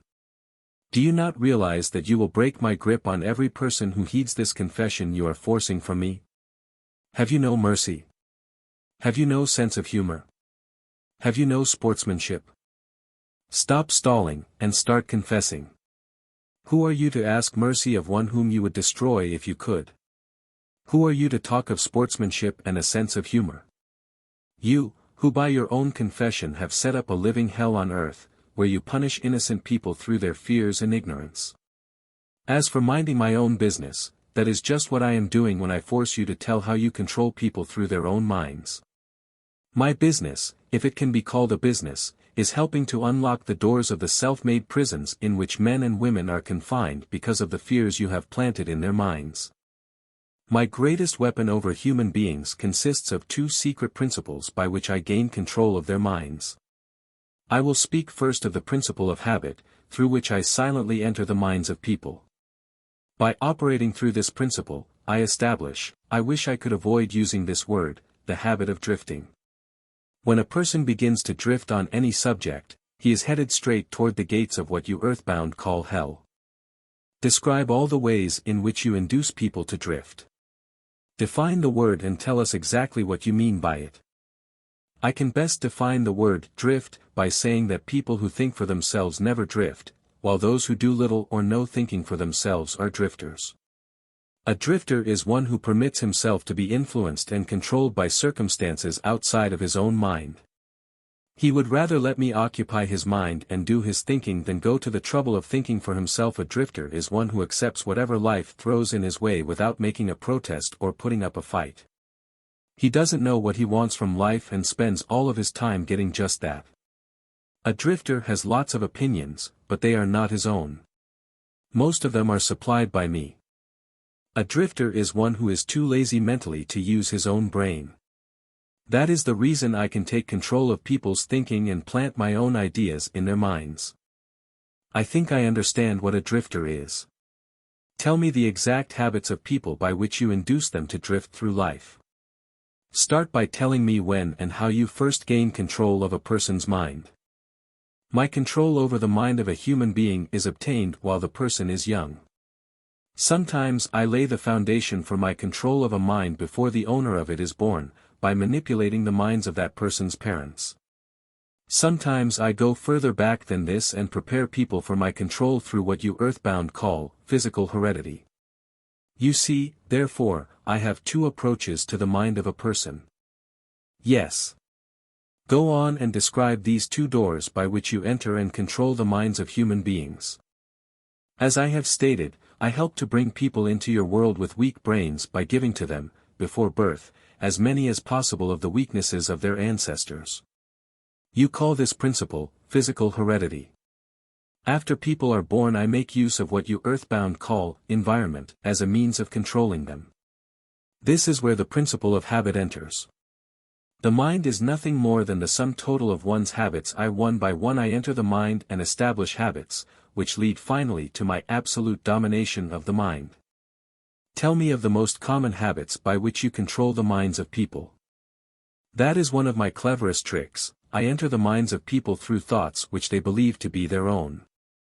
Those most useful to me are fear, superstition, avarice, greed, lust, revenge, anger, vanity, and plain laziness.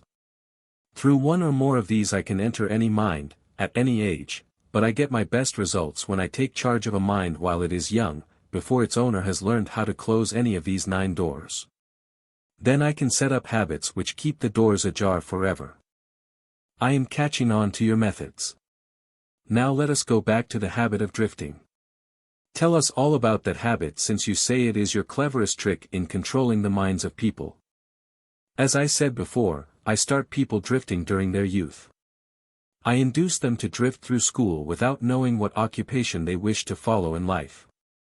Here I catch the majority of people. Habits are related. Drift in one direction and soon you will be drifting in all directions. I also use environmental habits to give me a definite grip on my victims. I see. You make it your business to train children in the habit of drifting by inducing them to go through school without aim or purpose. Now tell me of some of your other tricks with which you cause people to become drifters. Well, my second best trick in developing the habit of drifting is one that I put into operation with the aid of parents and public school teachers and religious instructors. I warn you not to force me to mention this trick. Do not disclose this trick. If you do so, you will be hated by my coworkers who help me use this trick. If you publish this confession in book form, your book will be barred from the public schools. It will be blacklisted by most of the religious leaders. It will be hidden from children by many parents. The newspapers will not dare to give reviews of your book. Millions of people will hate you for writing the book. In fact, no one will like you or your book except those who think, and you know how very few there are of this sort. My advice to you is to let me skip the description of my second best trick. So for my own good you wish to withhold the description of your second best trick. No one will like my book except those who think, eh. Very well, go ahead and answer. You'll regret this, Mr. Earthbound, but the joke is on you. By this mistake of yours you will divert attention from me to yourself. My coworkers, of whom there are millions, will forget about me and hate you for uncovering my methods. Never mind about me. Tell me all about this second best trick of yours with which you induce people to drift with you to hell. My second best trick is not second at all. It is first. It is first because without it I never could gain control of the minds of the youths. Parents, school teachers, religious instructors, and many other adults unknowingly serve my purpose by helping me to destroy in children the habit of thinking for themselves. They go about their work in various ways, never suspecting what they are doing to the minds of children or the real cause of the children's mistakes. I can hardly believe you, Your Majesty. I have always believed that children's best friends were those closest to them, their parents, their school teachers, and their religious instructors. Where would children go for dependable guidance if not to those who have charge of them? That is where my cleverness comes in. There is the exact explanation of how I control 98% of the people of the world. I take possession of people during their youth, before they come into possession of their own minds, by using those who are in charge of them. I especially need the help of those who give children their religious instruction, because it is here that I break down independent thought and start people on the habit of drifting, by confusing their minds with unprovable ideas concerning a world of which they know nothing. It is here also that I plant in the minds of children the greatest of all fears, the fear of hell. I understand that it is easy for you to frighten children with threats of hell, but how do you continue to make them fear you and your hell after they grow up and learn to think for themselves? Children grow up, but they do not always learn to think for themselves. Once I capture the mind of a child, through fear, I weaken that child's ability to reason and to think for himself, and that weakness goes with the child all through life. Is that not taking unfair advantage of a human being by contaminating his mind before he comes into full possession of it? Everything is fair that I can use to further my ends. I have no foolish limitations of right and wrong. Might is right with me. I use every known human weakness to gain and keep control of the human mind. I understand your devilish nature. Now let us get back to further discussion of your methods of inducing people to drift to hell here on earth. From your confession I see that you take charge of children while their minds are young and pliable. Tell me more of how you use parents, teachers, and religious leaders to ensnare people into drifting. One of my favorite tricks is to coordinate the efforts of parents and religious instructors so they work together in helping me to destroy the children's power to think for themselves. I use many religious instructors to undermine the courage and power of independent thought of children, by teaching them to fear me, but I use parents to aid the religious leaders in this great work of mine. How do parents help religious leaders destroy their children's power to think for themselves? I never heard of such a monstrosity. I accomplish this through a very clever trick. I cause the parents to teach their children to believe as the parents do in connection with religion, politics, marriage and other important subjects. In this way, as you can see, when I gain control of the mind of a person I can easily perpetuate the control by causing that person to help me fasten it upon the minds of his offspring. In what other ways do you use parents to convert children into drifters? I cause children to become drifters by following the example of their parents, most of whom I have already taken over and bound eternally to my cause. In some parts of the world I gain mastery over children's minds and subdue their willpower in exactly the same way that men break and subdue animals of lower intelligence. It makes no difference to me how a child's will is subdued, as long as it fears something. I will enter its mind through that fear and limit the child's power to think independently. It seems that you go out of your way to keep people from thinking. Yes. Accurate thought is death to me. I cannot exist in the minds of those who think accurately. I do not mind people thinking as long as they think in terms of fear, discouragement, hopelessness, and destructiveness. When they begin to think in constructive terms of faith, courage, hope, and definiteness of purpose, they immediately become allies of my opposition and are therefore lost to me. I am beginning to understand how you gain control of the minds of children through the help of their parents and religious instructors, but I do not see how the schoolteachers help you in this damnable work.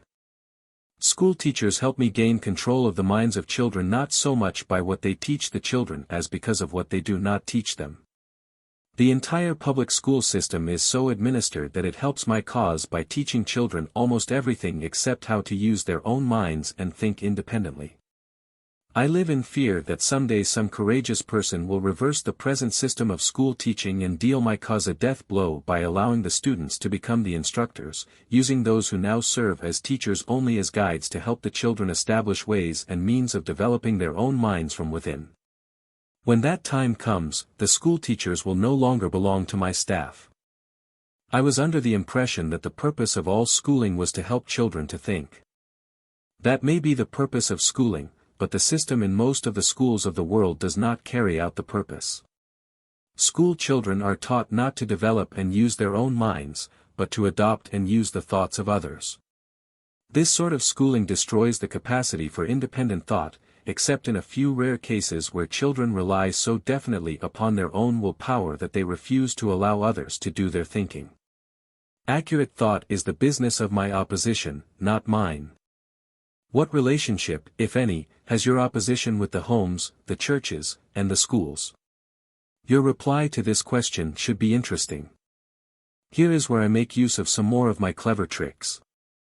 I cause it to appear that everything done by the parents, the school teachers, and the religious instructors is being done by my opposition. This diverts attention from me while I manipulate the minds of the young. When religious instructors try to teach children the virtues of my opposition, they generally do so by frightening them with my name. That is all I ask of them. I kindle the flame of fear into proportions which destroy the child's power to think accurately. In the public schools the teachers further my cause by keeping the children so busy cramming non-essential information into their minds they have no opportunity to think accurately or to analyze correctly the things their instructors teach them. Do you claim, for your cause, all those who are bound by the habit of drifting? No. Drifting is only one of my tricks through which I take over the power of independent thought. Before a drifter becomes my permanent property, I must lead him on and ensnare him with another trick. I will tell you about this other trick after I finish describing my methods of converting people into drifters. Do you mean you have a method by which you can cause people to drift so far away from self-determination that they can never save themselves? Yes, a definite method, and it is so effective it never fails. Do I understand you to claim your method is so powerful your opposition cannot reclaim those whom you have permanently ensnared through drifting? I claim just that. Do you think I would control so many people if my opposition could prevent me? Nothing can stop me from controlling people except people themselves. Nothing can stop me except the power of accurate thought. People who think accurately do not drift on any subject. They recognize the power of their own minds. Moreover, they take over that power and yield it to no person or influence. Go ahead and tell me more of the methods by which you cause people to drift to hell with you. I cause people to drift on every subject through which I can control independent thought and action. Take the subject of health, for example. I cause most people to eat too much food and the wrong sort of food. This leads to indigestion and destroys the power of accurate thought. If the public schools and the churches taught children more about proper eating, they would do my cause irreparable damage. Marriage, I cause men and women to drift into marriage without plan or purpose designed to convert the relationship into harmony. Here is one of my most effective methods of converting people into the habit of drifting. I cause married people to bicker and nag one another over money matters. I cause them to quarrel over the bringing up of their children. I engage them in unpleasant controversies over their intimate relationships and in disagreements over friends and social activities. I keep them so busy finding fault with one another that they never have time to do anything else long enough to break the habit of drifting. Occupation: I teach people to become drifters by causing them to drift out of school into the first job they can find, with no definite aim or purpose except to make a living. Through this trick I keep millions of people in fear of poverty all their lives. Through this fear I lead them slowly but surely onward until they reach the point beyond which no individual ever has broken the drifting habit. Savings: I cause people to spend freely and to save sparingly or not at all, until I take complete control of them through their fear of poverty. Environment: I cause people to drift into inharmonious and unpleasant environments in the home, in their places of occupation, in their relationship with relatives and acquaintances, and to remain there until I claim them through the habit of drifting. Dominating thoughts: I cause people to drift into the habit of thinking negative thoughts. This leads to negative acts and involves people in controversies and fills their minds with fears, thus paving the way for me to enter and control their minds. When I move in, I do so by appealing to people through negative thoughts which they believe to be their own. I plant the seeds of negative thought in the minds of people through the pulpit, the newspapers, the moving pictures, the radio, and all other popular methods of appeal to the mind. I cause people to allow me to do their thinking for them because they are too lazy and too indifferent to think for themselves. I conclude from what you say that drifting and procrastination are the same. Is that true? Yes, that is correct. Any habit which causes one to procrastinate to put off reaching a definite decision leads to the habit of drifting. Is man the only creature who drifts? Yes. All other creatures move in response to definite laws of nature. Man alone defies nature's laws and drifts when he wills. Everything outside the minds of men is controlled by my opposition, by laws so definite that drifting is impossible. I control the minds of men solely because of their habit of drifting, which is only another way of saying that I control the minds of men only because they neglect or refuse to control and use their own minds. This is getting to be pretty deep stuff for a mere human being. Let us get back to the discussion of something less abstract. Please tell me how this drifting habit affects people in the everyday walks of life, and tell me in terms the average person can understand. I would prefer to keep this interview up among the stars. No doubt you would. That would save you from being exposed. But let us come back to earth.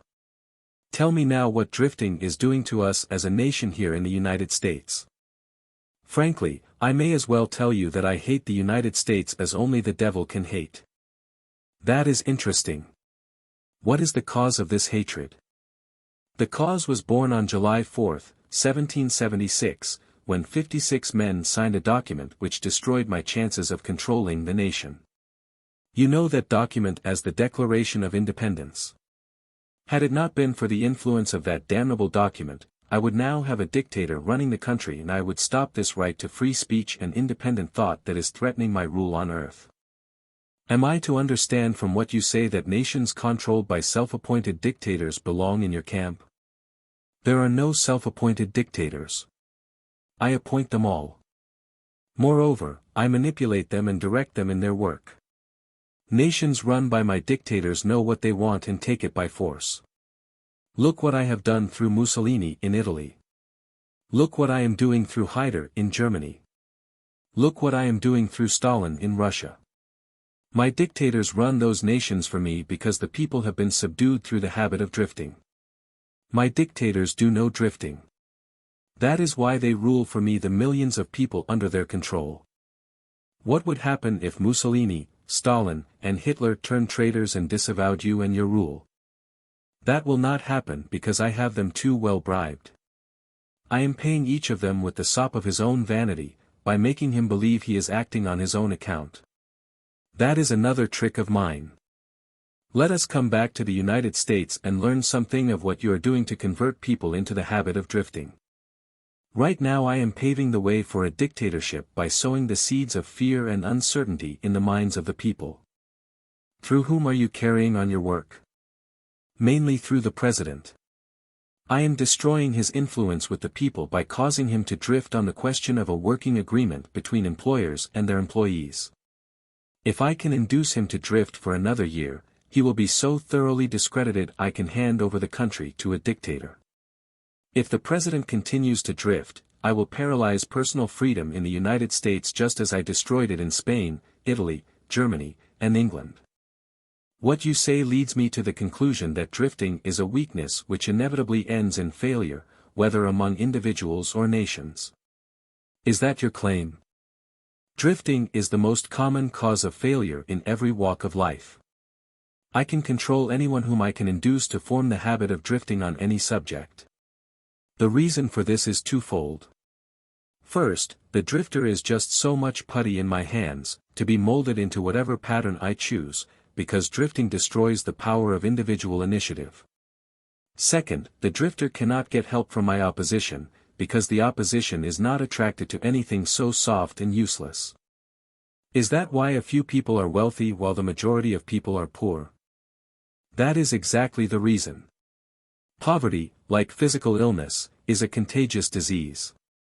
You find it always among the drifters, never among those who know what they want and are determined to get just that. It may mean something to you when I call your attention to the fact that the non-drifters, whom I do not control, and those who possess most of the wealth of the world, happen to be the same people. I have always understood that money was the root of all evil, that the poor and the meek would inherit heaven, while the wealthy would pass into your hands. What have you to say of that claim? Men who know how to get the material things of life generally know how to keep out of the hands of the devil as well. The ability to acquire things is contagious. Drifters acquire nothing except that which no one else wants.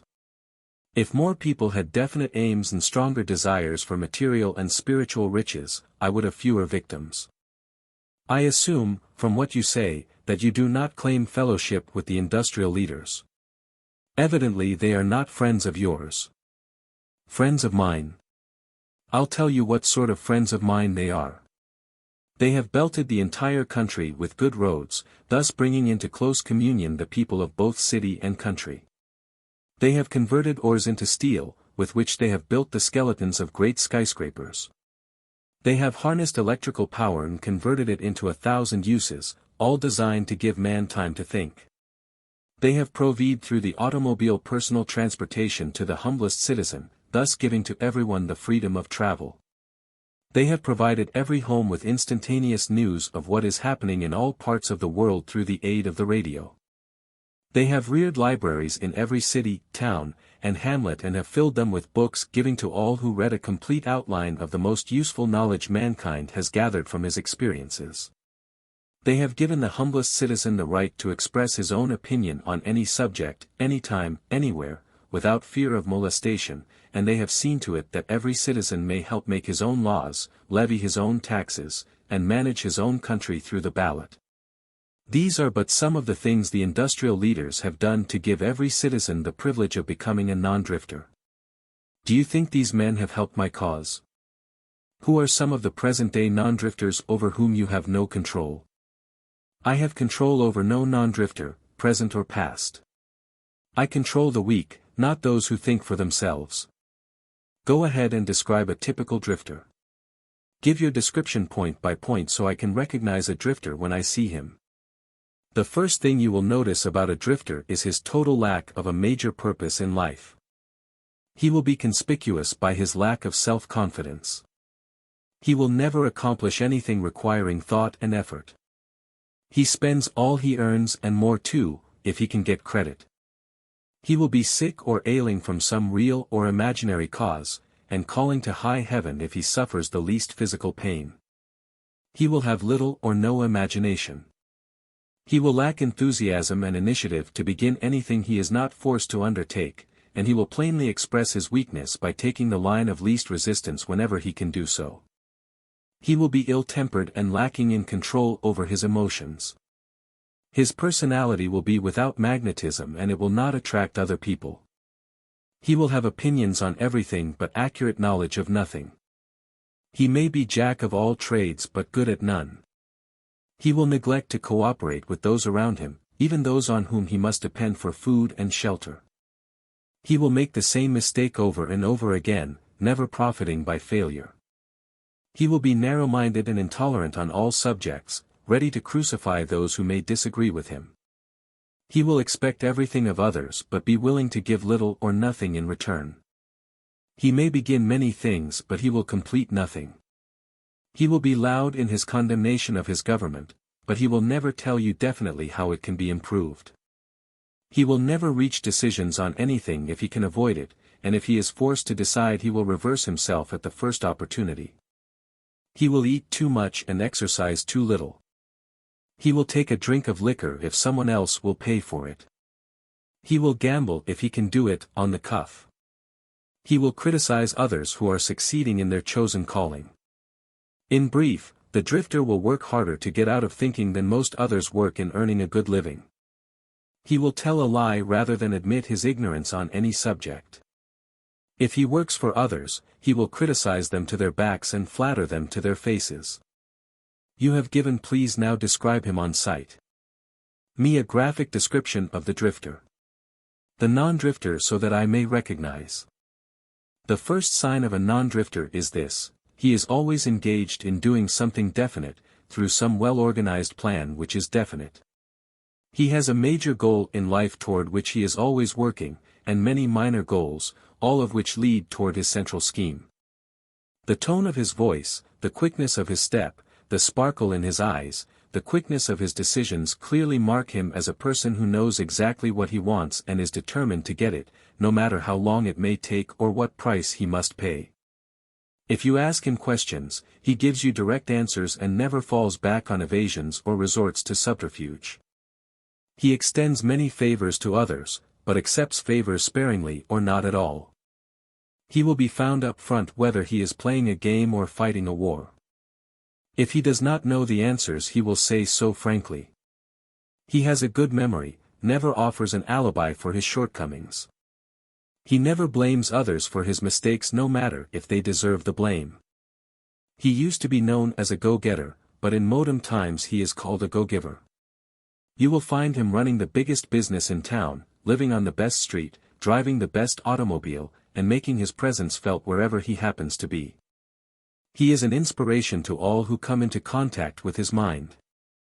The major distinguishing feature of the non-drifter is this: he has a mind of his own and uses it for all purposes.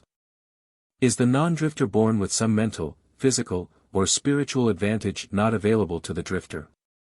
No. The major difference between the drifter and the non-drifter is something equally available to both. It is simply the prerogative right of each to use his own mind and think for himself. What brief message would you send to the typical drifter if you wish to cure him of this evil habit? I would admonish him to wake up and give. Give what? Some form of service useful to as many people as possible. So the non-drifter is supposed to give, is he? Yes, I expects to get. And he must give before he gets. Some people doubt that you exist. I wouldn't worry about that if I were you. Those who are ready to be converted from the habit of drifting will recognize the authenticity of this interview by its soundness of counsel. The others are not worth the trouble it would take to convert them. Why do you not try to stop me from publishing this confession I am wringing from you? Because that would be the surest of all ways to guarantee you will publish it. I have a better plan than trying to suppress publication of my confession. I will urge you to go ahead with the publication, then sit back and watch you suffer when some of my faithful drifters begin to make things hot for you. I will not need to deny your story. My followers will do that for me, see if they don't. Outwitting the Devil, by Napoleon Hill, 1938. Chapter 5, The Confession continues. If this confession of yours stopped right here, your statement would be sound, but fortunately for millions of your victims who will gain their release because of your confession, this interview will continue, until you have supplied me with the weapon by which you will eventually be restrained from domination of people through their fears and superstitions. Remember, Your Majesty, your confession has just begun. After I wring from you a description of the methods by which you control people, I will force you also to give the formula by which your control can be broken at will. It is true I shall not remain here long enough to defeat you, but the published word I leave behind me will be deathless because it will consist of truth. You fear the opposition of no individual because you know it will be short, but you do fear truth.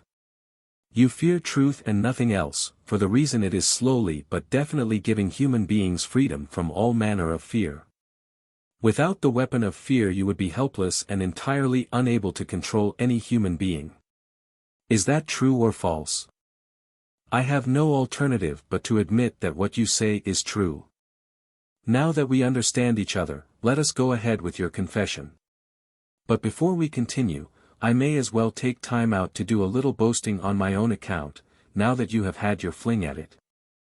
I will confine myself to one question, the answer to which will give me all the satisfaction I want. Is it not true that you control only the minds of those who have allowed the drifting habit to be fixed upon them? Yes, that is true. I have already admitted this truth in a dozen or more different ways. Why do you tantalize me by repeating the question? There is power in repetition. I am forcing you to repeat the highlights of your confession in as many different ways as possible so your victims may check this interview and determine its soundness by their own experiences with you. That is one of my little tricks. Do you approve of my method? You couldn't be setting a trap for me for the purpose of doing some more boasting, could you? I am asking the questions and you are doing the answering. Go ahead now and confess why you are powerless to stop me from forcing this confession from you. I want your confession for aid and comfort to victims of yours whom I intend to release from your control the moment they read your confession. I am powerless to influence or control you because you have found the secret approach to my kingdom. You know that I exist only in the minds of people who have fears. You know that I control only the drifters who neglect to use their own minds. You know that my hell is here on earth and not in the world that comes after death. And you know also that drifters supply all the fire I use in my hell. You know that I am a principle or form of energy which expresses the negative side of matter and energy, and that I am not a person with a forked tongue and a spiked tail. You have become my master because you have mastered all your fears. Lastly, you know that you can release all of my earthbound victims whom you contact, and this definite knowledge is the blow with which you will deal me the greatest damage. I cannot control you because you have discovered your own mind and you have taken charge of it. There now, Mr. Earthbound, that confession should feed your vanity to the bursting point. That last dart was unnecessary. Knowledge of the sort I have used to master you does not contaminate itself with vulgar indulgence in vanity. Truth is the one, and only, thing in the world that can stand ridicule. Now let us continue with your confession. What is wrong with the principle of flattery? You use it, do you not? Do I use it? Man alive! Flattery is one of my most useful weapons. With this deadly instrument I slay the big ones and the little ones. Your admission interests me. Go ahead now and tell me how you make use of flattery. I make use of it in so many ways it is difficult to know where to begin. I warn you, before I answer in detail, that publishing my answers will bring down an avalanche of ridicule on your head for bringing up the question. I'll take the responsibility. Proceed. Well, I may as well here admit that you have stumbled onto the major secret of how I convert people to the habit of drifting. That is a startling admission. Go ahead with your confession, and stick strictly to this subject of flattery. No more side remarks and no more facetiousness for the present. Tell me all about your use of flattery in gaining control over people. Flattery is a bait of incomparable value to all who wish to gain control over others. It has powerful pulling qualities because it operates through two of the most common human weaknesses, vanity and egotism. There is a certain amount of vanity and egotism in everyone. In some people these qualities are so pronounced they literally serve as a rope by which one may be bound. The best of all ropes is flattery. Flattery is the chief bait through which men seduce women. Sometimes in fact, frequently women use the same bait to gain control of men, especially men who cannot be mastered through sex appeal. I teach its use to both men and women. Flattery is the chief bait with which my agents weave their way into the confidence of people from whom they procure information needed to carry on warfare. Wherever anyone stops to feed his vanity on flattery, I move in and begin to build another drifter. Non-drifters are not easily flattered. I inspire people to use flattery in every human relationship where its use is possible because those who are influenced by it become easy victims of the drifting habit. Can you control anyone who is amenable to flattery? Very easily. As I have already told you, flattery is of major importance in alluring people into the habit of drifting. At what age are people most susceptible to flattery? Age has nothing to do with one's susceptibility to flattery. People respond to it, in one way or another, from the time they become conscious of their own existence until they die. Through what motive can women be most easily flattered? Their vanity. Tell a woman she is pretty or that she wears clothes well. What motive is most effective in harpooning men? Egotism, with a capital E. Tell a man he has a strong Herculean body or that he is a great business tycoon, and he will purr like a cat and smile like an opossum. After that you know what happens. Are all men like that? Oh, no. 2 out of every 100 have their egotism so thoroughly under control that even an expert flatterer couldn't get under their skins with a double-edged butcher knife. How does a cunning woman apply her art of flattery in attracting men? Great heavens, man, do I have to draw a picture of her method for you? Have you no imagination?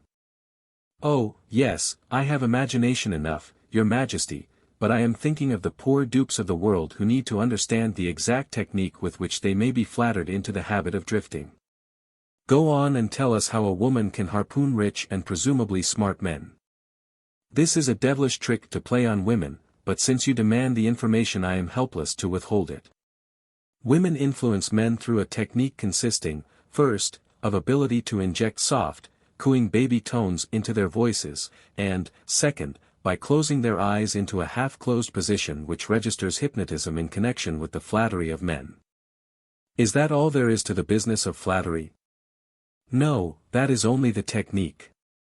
Then comes the motive a woman uses as a lure. The type of woman you perhaps have in mind never sells a man herself or anything she can give him. Instead, she sells him his own egotism. Is that all that women use when they wish to flatter men? That is the most effective thing they use. It works when sex appeal fails. So I am to believe that big, strong, smart men can be wound up and manipulated through flattery, just as if they were so much putty? Is that possible? Is it possible? It is happening every minute of the day. Moreover, unless they are non-drifters, the bigger they come, the harder they fall when the expert flatterer moves in on them. Tell me of some of your other tricks with which you cause people to drift in life. One of my most effective devices is failure. The majority of people begin to drift as soon as they meet with opposition, and not 1 out of 10,000 will keep on trying after failing 2 or 3 times. So it is your business to induce people to fail whenever you can. Is that correct? You have it right. Failure breaks down one's morale, destroys self-confidence, subdues enthusiasm, dulls imagination, and drives away definiteness of purpose. Without these qualities no one can permanently succeed in any undertaking. The world has produced thousands of inventors with ability superior to that of the late Thomas A. Edison. But these men have never been heard of, while the name of Edison will go marching on because Edison converted failure into a stepping stone to achievement while the others used it as an alibi for not producing results. Is the capacity to surmount failure without being discouraged one of Henry Ford's chief assets? Yes, and this same quality is the chief asset of every man who attains outstanding success in any calling. That statement covers lots of territory, Your Majesty. Do you not wish to modify it or tone it down a bit for the sake of accuracy? No modification is necessary because the claim is none too broad. Search accurately into the lives of men and women who achieve enduring success and you will find, without exception, that their success has been in exact proportion to the extent that they surmounted failure. The life of every successful person loudly acclaims that which every true philosopher knows: every failure brings with it the seed of an equivalent success. But the seed will not germinate and grow under the influence of a drifter. It springs to life only when it is in the hands of one who recognizes that most failures are only temporary defeat, and who never, under any circumstances, accepts defeat as an excuse for drifting. If I understand you correctly, you claim there is virtue in failure. That does not seem reasonable.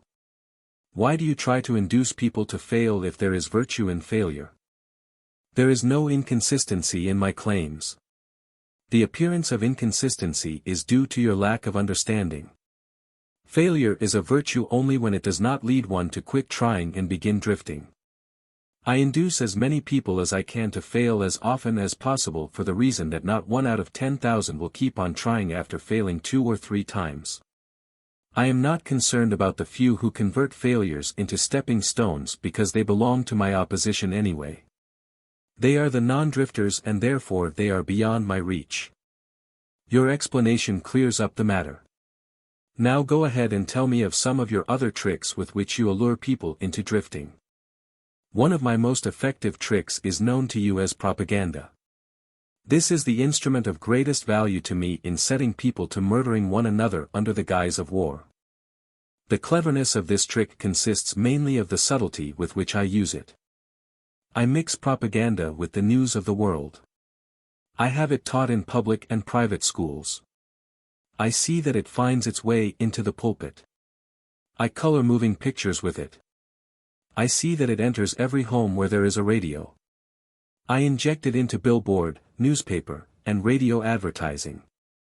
I spread it in every place of business where people work. I use it to fill the divorce courts and I make it serve to destroy business and industry. It is my chief instrument for starting runs on banks. My propagandists cover the world so thoroughly that I can start epidemics of disease, turn loose the dogs of war, or throw business into a panic at will. If you can do all that you claim with propaganda, it is little wonder that we have wars and business depressions. Give me a simple description of what you mean by the term propaganda. Just what is it and how does it work? I wish to know particularly how you cause people to drift through the use of this devilish device. Propaganda is any device, plan, or method by which people can be influenced without knowing that they are being influenced, or the source of the influence. Propaganda is used in business for the purpose of discouraging competition. Employers use it to gain advantage over their employees. The employees retaliate by using it to gain advantage over their employers. In fact, it is used so universally and through such a smooth and beautiful streamlined technique that it looks harmless even when it is detected. I suppose some of your boys are now engaged in preparing the minds of the American people to drift into some form of dictatorship. Tell me how they work. Yes. Millions of my boys are preparing Americans to become Hitlerized. My best boys are working through politics and labor organization. We intend to take over the country with ballots instead of bullets. Americans are so sensitive they would never stand the shock of seeing their form of government changed with the aid of machine guns and tank cars. So our propaganda boys are serving them a diet they will swallow, by stirring up strife between employers and employees and turning the government against business and industry. When propaganda has done its work thoroughly, one of my boys will move in as dictator and the 9 old men on your Supreme Court with their silly notions of the Constitution will move out. Everyone will be given a job or fed from the government treasury. When men's bellies are filled, they drift freely with one who does the filling. Hungry men get out from under control. I have often wondered who invented the clever trick which you call propaganda. From what you tell me of its source and nature I understand why it is so deadly. Only one as clever as your Majesty could have invented such a device with which to dull the reason, dethrone the will, and lure men into drifting. Why do you not use your powerful propaganda to gain control of your victims instead of subduing them through fear and annihilating them through warfare? What is fear of the devil except propaganda? You have not observed my technique very carefully, or you would have seen that I am the world's greatest propagandist. I never attain an end by direct, open means which I can achieve through subterfuge and subtlety. What do you suppose I am using, when I plant negative ideas in the minds of men and gain control of them through what they believe to be their own ideas? What would you call that except the cleverest of all forms of propaganda? Surely you are not going to tell me that you destroy people through their own help without their realizing what you are doing. That is exactly what I wish you to understand. Moreover, I will show you exactly how the trick is performed. Now we are getting somewhere. Exactly how do you convert human beings into propagandists and lure them into self-imprisonment? Give me the story with all its lurid details. This is the most important part of your confession, and I am consumed with eagerness to gain control of your secret. I can hardly blame you for stalling about answering my question, because you know so well that your answer will snatch millions of innocent victims from your control. You also know that your answer will protect other countless millions of yet unborn people from being victimized by you. It is little wonder you are hedging about answering. Your deductions are correct. This part of my confession will do me more damage than all the remainder of it. Stating your headache in a better way, this part of your confession will save more millions of people from your control than all the remainder of it. All I can say is that you have me in a hell of a situation. Now you shall know how the millions of your victims feel. Let's have it. I make my first entry into an individual's mind by bribing him. What do you use as a bribe? I use many things, all of them pleasant things the individual covets. I use the same sort of bribes that individuals use when they bribe one another. That is, I use for bribes the things people most want. My best bribes are these: love, the thirst for sex expression, covetousness for money, the obsessive desire to gain something for nothing, gambling, vanity in women, egotism in men. Desire to be the master of others, desire for intoxicants and narcotics, desire for self-expression through words and deeds, desire to imitate others, desire for perpetuation of life after death, desire to be a hero or heroine, desire for physical food. That is an imposing list of bribes, Your Majesty. Do you use others? Yes, plenty of them, but these are my favorites. Through some combination of them I can enter the mind of any human being at will at any age from birth until death. You mean that these bribes are the keys with which you can silently unlock the door to any mind you choose? That is exactly what I mean, and I can do it too. What happens when you enter the mind of a person who is not yet in the habit of drifting, but belongs in the 98% class as a potential drifter? I go to work immediately to occupy as much of that person's mind as I can master. If the individual's greatest weakness is the desire for money, I begin to dangle coins before him, figuratively speaking. I intensify his desire and induce him to go after money. Then when he gets near it I snatch it away from him. This is an old trick of mine. After the trick has been repeated a few times, the poor fellow gives in and quits.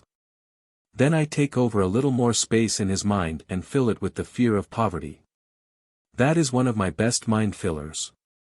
Yes, I admit your method is very clever, but what happens if the victim fools you and gets his hands on a lot of money? You don't fill his mind with fear of poverty then, do you? No, I don't. I take over the space by filling it with something which serves my purpose just as well. If my victim converts his desire for money into large sums, I start overfeeding him with the things he can buy with it. For example, I cause him to stuff himself with rich foods. This slows down his thinking capacity, endangers his heart, and starts him on the road to drifting. Then I pester him with intestinal poisoning through the surplus food he eats. That also slows down his thinking and gives him a nasty disposition. What if the victim is not a glutton? What other follies can you induce him to pick up that lead to drifting? If the victim is a male I can usually snare him through his sex appetite. Overindulgence in sex starts more men to drifting toward failure than all other causes combined. So food and sex are two of your surefire baits. Is that correct? Yes. With these two lures I can take over a majority of my victims, and then there is the desire for money. I am beginning to think that wealth is more dangerous than poverty, if your story is to be believed. That altogether depends upon who has the wealth and how it was acquired. What has the manner in which money is acquired to do with its being a blessing or a curse? Everything. If you don't believe me, take a look at those who acquire a large amount of money quickly, without time to get wisdom along with it, and observe how they use it. Why, do you suppose, rich men's sons seldom equal the achievements of their fathers? I'll tell you why. It is because they have been deprived of the self-discipline which comes from being forced to work. Look into the records of moving picture stars or athletes who suddenly find themselves in possession of big money and hero worship and praise from the public. Observe how quickly I move in and take them over in many cases, mainly through sex, gambling, food, and liquor. With these I catch and control the biggest and the best of people as soon as they get their hands on big money. What about those who acquire money slowly, by rendering some form of useful service? Are they easily snared too? Oh, I get them all right, but I generally have to change my bait. Some of them want one thing and others want something else. Where my purpose is best served I see to it that they get what they want most, but I manage to wrap in the package something they don't want. The thing I give them is the definite thing that makes them drifters. Do you see how I work? And very clever work it is. You lure people on through their natural desires, but you slip your deadly poison into the object of those desires wherever you can. Now you are catching on. You see, I play both ends against the middle, so to speak. From all you say I infer that you cannot induce a non-drifter to help you gain control of his mind by baiting him with your bribes. Is that correct? That is exactly correct.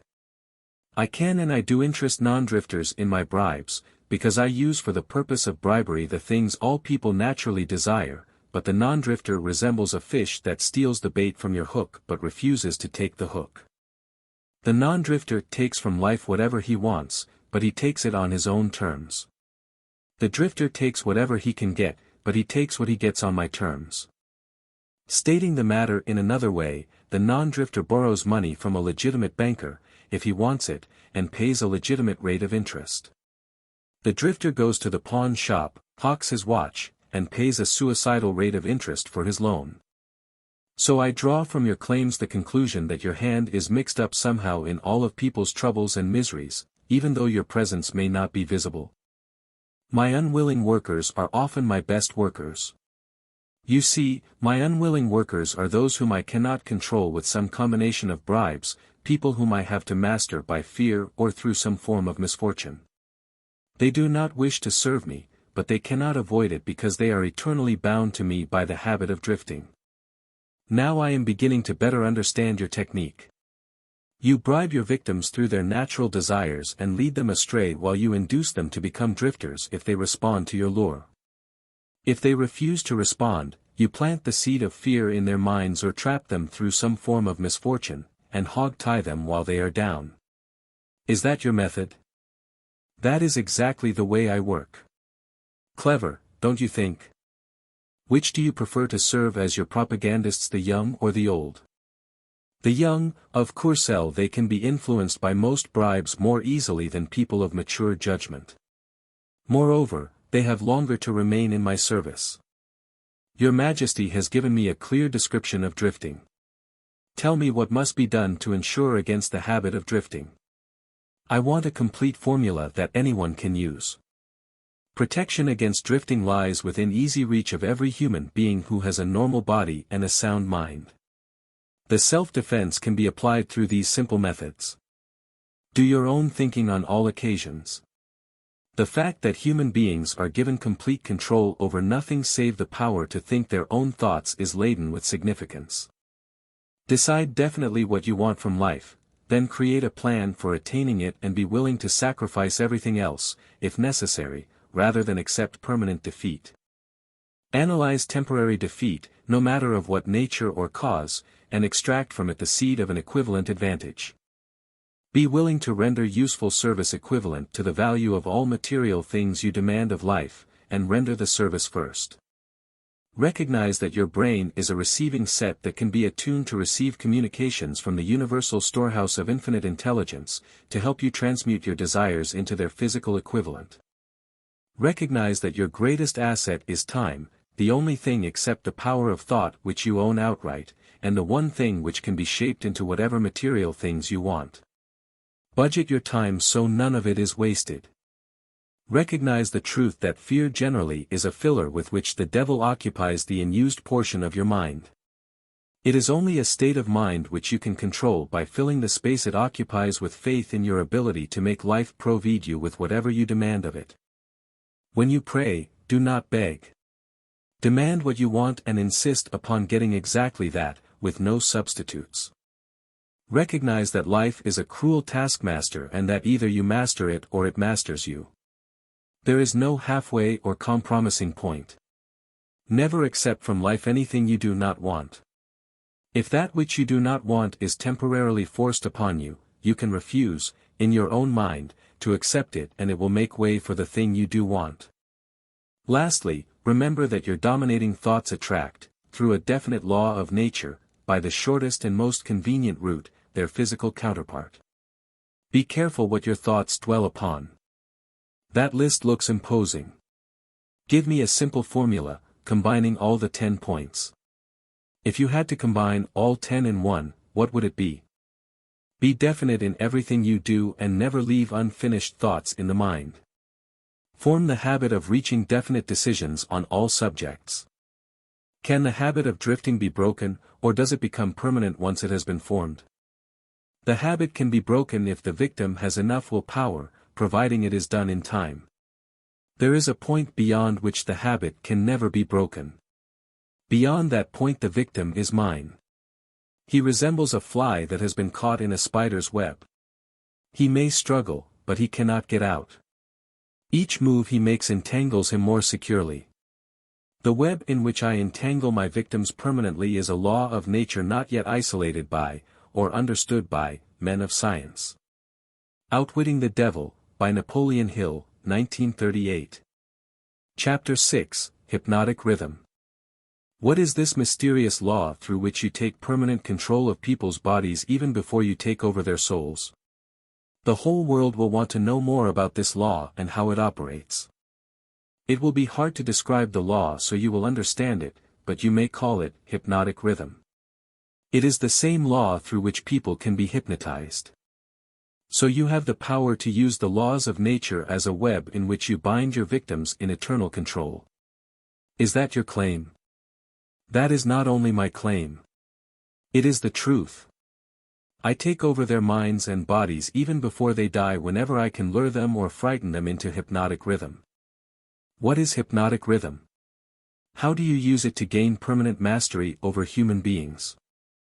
I will have to go back into time and space and give you a brief elementary description of how nature uses hypnotic rhythm. Otherwise you will not be able to understand my description of how I use this universal law to control human beings. Go ahead, but keep your story confined to simple illustrations which come within the range of my own experience and knowledge of natural laws. Very well, I shall do my best. You, of course, know that nature maintains a perfect balance between all the elements and all the energy in the universe. You can see that the stars and the planets move with perfect precision, each one keeping its own place in time and space. You can see that the seasons of the year come and go with perfect regularity. You can see that an oak tree grows from an acorn and a pine grows from the seed of its ancestor. An acorn never produces a pine and a pine seed never produces an oak. These are simple things which anyone can understand. What one cannot see is the universal law through which nature maintains perfect balance throughout the myriad of universes. You earthbound caught a fragmentary glimpse of this great universal law when Newton discovered that it holds your earth in its position and causes all material objects to be attracted toward the center of the earth. He called the law gravitation. But he did not go far enough in his study of the law. If he had, he would have discovered that the same law which holds your earth in position and helps nature to maintain a perfect balance over the four dimensions in which all matter and energy are contained is the web in which I entangle and control the minds of human beings. Tell me more of this astounding law of hypnotic rhythm. As I have already stated, there is a universal form of energy with which nature keeps a perfect balance between all matter and energy. She makes specialized use of this universal building material by breaking it up into different wavelengths.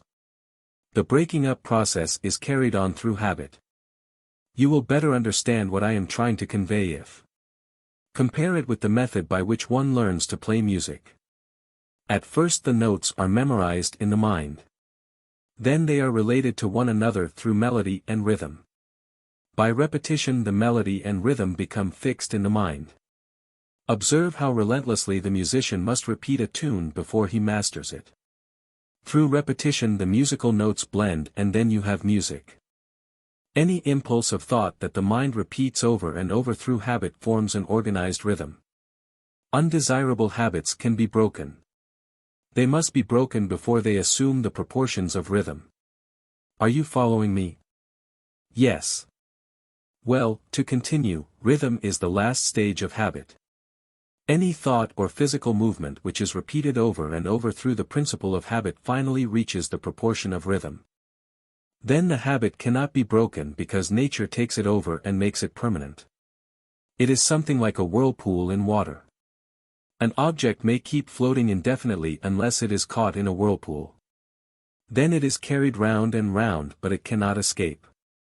The energy with which people think may be compared with water in a river. So this is the way in which you take control of the minds of people, is it? Yes. All I have to do to gain control over any mind is to induce its owner to drift.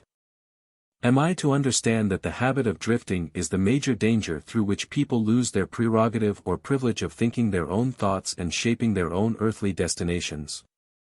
That and much more.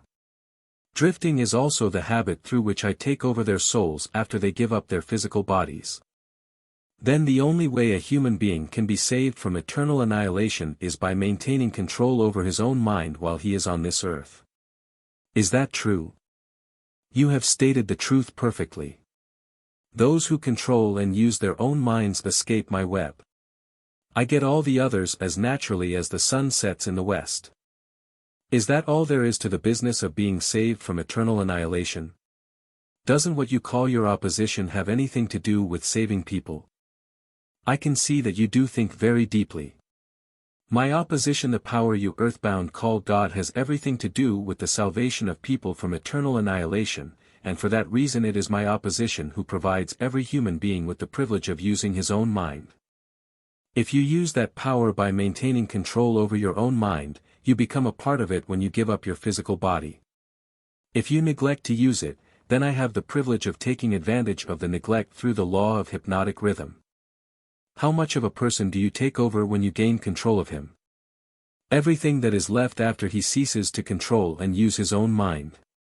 In other words, when you gain control of a person you take over all there is of his individuality up to the time that he quits using his own mind. Is that correct? That is how I operate. What do you do with people whom you control before death? Of what good are they to you while they live? I use them, or what is left of them after I take charge, as propagandists to help me prepare the minds of others to drift.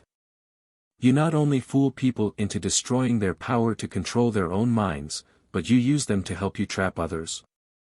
Yes, I let no opportunity get away from me. Let us come back to the subject of hypnotic rhythm. Tell me more of how this law works. Show me how you use individuals to help you gain control over others. I want to know something of the most effective way you use hypnotic rhythm. Oh, that is easy. The thing I like best is to fill the minds of people with fear. Once I fill one's mind with fear I have little trouble causing him to drift until I have entangled him in the web of hypnotic rhythm.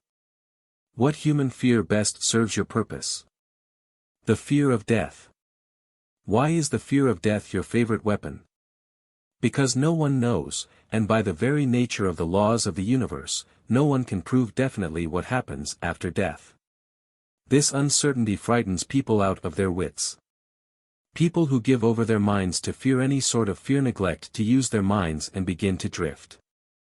Eventually they drift into the whirlpool of hypnotic rhythm from which they may never escape. Then you do not mind what religious leaders think or say of you when they speak of death. Not as long as they say something. If the churches should stop talking about me, my cause would receive a severe setback. Every attack made against me fixes the fear of me in the minds of all who are influenced by it. You see, opposition is the thing that keeps some people from drifting, providing they do not yield to it. Since you claim the churches help instead of hindering your cause, tell me what would give you cause to worry. My only worry is that someday a real thinker may appear on earth. What would happen if a thinker did appear? You ask me what would happen. I'll tell you what would happen. People would learn the greatest of all truths, that the time they spend in fearing something would, if reversed, give them all they want in the material world and save them from me after death. Isn't that worth thinking about? What is keeping such a thinker from appearing in the world? Fear of criticism. It may interest you to know that the fear of criticism is the only effective weapon I have with which to whip you. If you were not afraid to publish this confession after you wring it from me, I would lose my earthly kingdom. And if did surprise you and publish it, how long would it be until you lost your kingdom? Just long enough for one generation of children to grow into understanding. You cannot take the adults from me. I have them too securely sewed up.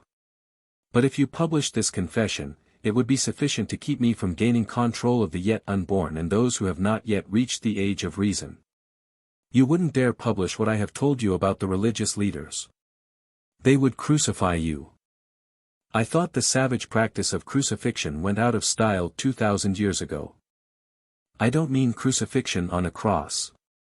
I mean social and financial crucifixion. Your income would be shut of pound, you would become a social outcast. Religious leaders and their followers alike would treat you with scorn.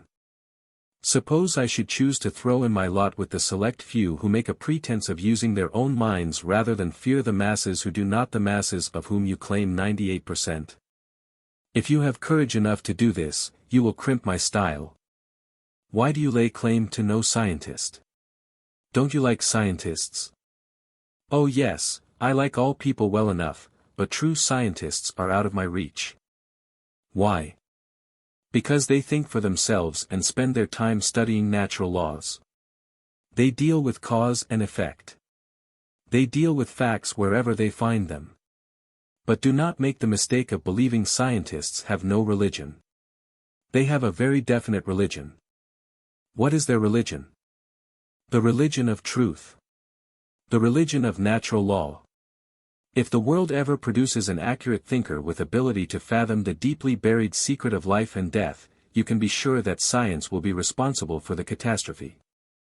Catastrophe to whom? To me, of course. Let's get back to the subject of hypnotic rhythm. I want to know more about it. Is it something like the principle through which people can hypnotize one another? It is precisely the same thing. I have already told you so. Why do you repeat your questions? That is an old worldly custom of mine, Your Majesty. For your enlightenment I will tell you I am forcing you to repeat many of your statements for the sake of emphasis. I am also trying to see if I can catch you in a lie. Don't dodge the issue. Get back to hypnotic rhythm and tell me all you know about it. Am I a victim of it? Not now, but you barely missed falling into my web. You drifted toward the whirlpool of hypnotic rhythm, until you discovered how to force me into making this confession. Then I lost control of you. How interesting. You are not trying to recapture me through flattery, are you? That would be the best bribe I could offer you. It is the bribe I used on you effectively before you got the upper hand of me. With what did you flatter me? With many things, chief among them sex and the desire for self-expression. What effect did your bribes have on me? They caused you to neglect your major purpose in life and started you to drifting. Was that all you did to me through your bribes? That was plenty. But I am back on the track and out of your reach now, am I not? Yes, you are temporarily out of my reach because you are not drifting. What broke your spell over me and released me from the habit of drifting? My answer may humiliate you. Do you want to hear it? Go ahead and give it to me, Your Majesty. I wish to learn how much truth I can stand.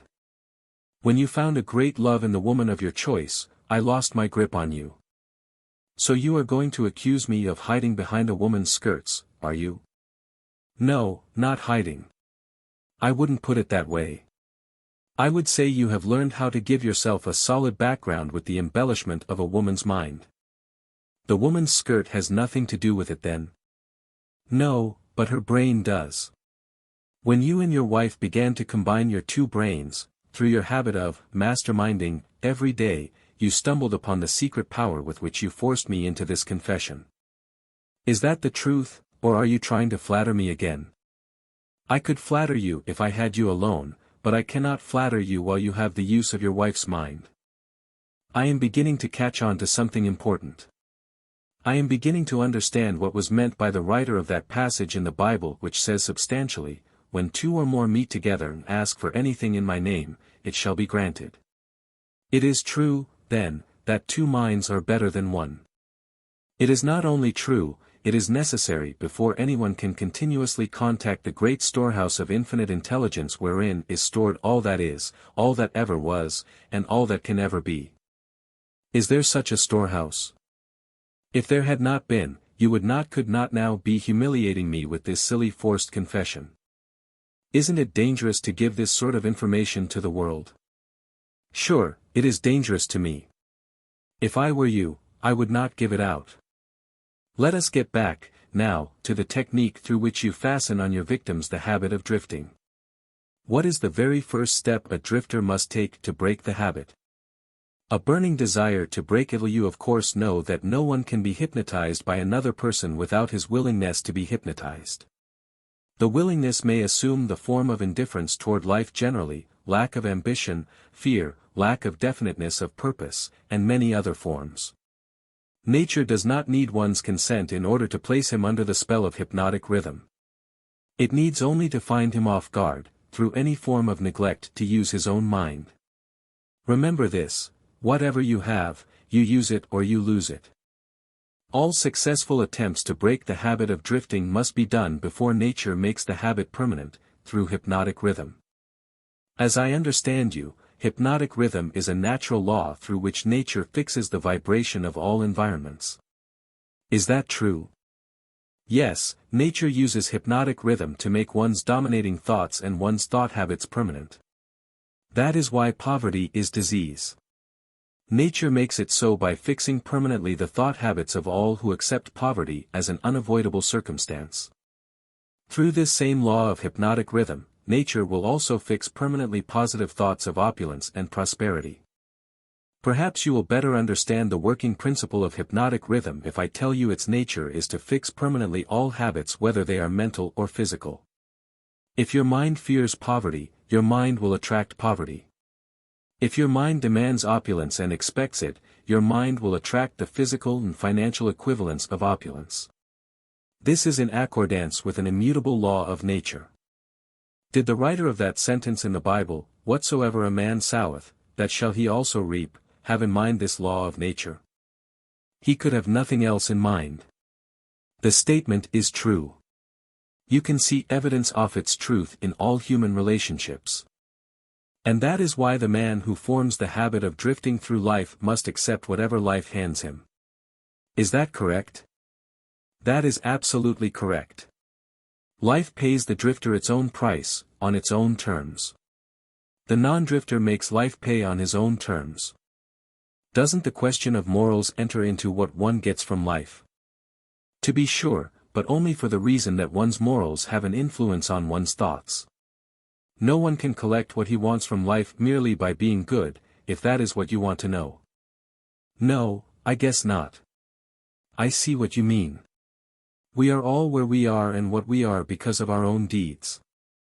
No, not exactly. You are where you are and what you are because of your thoughts and your deeds. Then there is no such reality as luck, is there? Emphatically no. Circumstances which people do not understand are classified under the heading of luck. Back of every reality is a cause. Often the cause is so far removed from the effect that the circumstance can be explained only by attributing it to the operation of luck. Nature knows no such law as luck. It is a man-made hypothesis with which he explains away things he does not understand. The terms luck and miracle are twin sisters. Neither of them has any real existence except in the imaginations of people. Both are used to explain that which people do not understand. Remember this, everything having a real existence is capable of propound. Keep this one truth in mind and you will become a sounder thinker. Which is more important, one's thoughts or one's deeds? All deeds follow thoughts. There can be no deeds without their having first been patterned in thought. Moreover, all thoughts have a tendency to clothe themselves in their physical counterpart. One's dominating thoughts, that is, the thoughts one mixes with the emotions, desire, hope, faith, fear, hate, greed, enthusiasm, not only have a tendency to clothe themselves in their physical equivalent, but they are bound to do so. That reminds me to ask you to tell me more about yourself. Where, in addition to the minds of people, do you dwell and operate? I operate wherever there is something I can control and appropriate. I have already told you I am the negative portion of the electron of matter. I am the explosion in lightning. I am the pain in disease and physical suffering. I am the unseen general in warfare. I am the unknown commissioner of poverty and famine. I am the executioner extraordinaire at death. I am the inspirer of lust after the flesh. I am the creator of jealousy and envy and greed. I am the instigator of fear. I am the genius who converts the achievements of men of science into instruments of death. I am the destroyer of harmony in all manner of human relationships. I am the antithesis of justice. I am the driving force in all immorality. I am the stalemate of all good. I am anxiety, suspense, superstition, and insanity. I am the destroyer of hope and faith. I am the inspirer of destructive gossip and scandal. I am the discourager of free and independent thought. In brief, I am the creator of all forms of human misery, the instigator of discouragement and disappointment. And you do not call that cold and cruel? I call that definite and dependable. The world depression broke up the habits of men everywhere and redistributed the sources of opportunity in all walks of life on an unprecedented scale.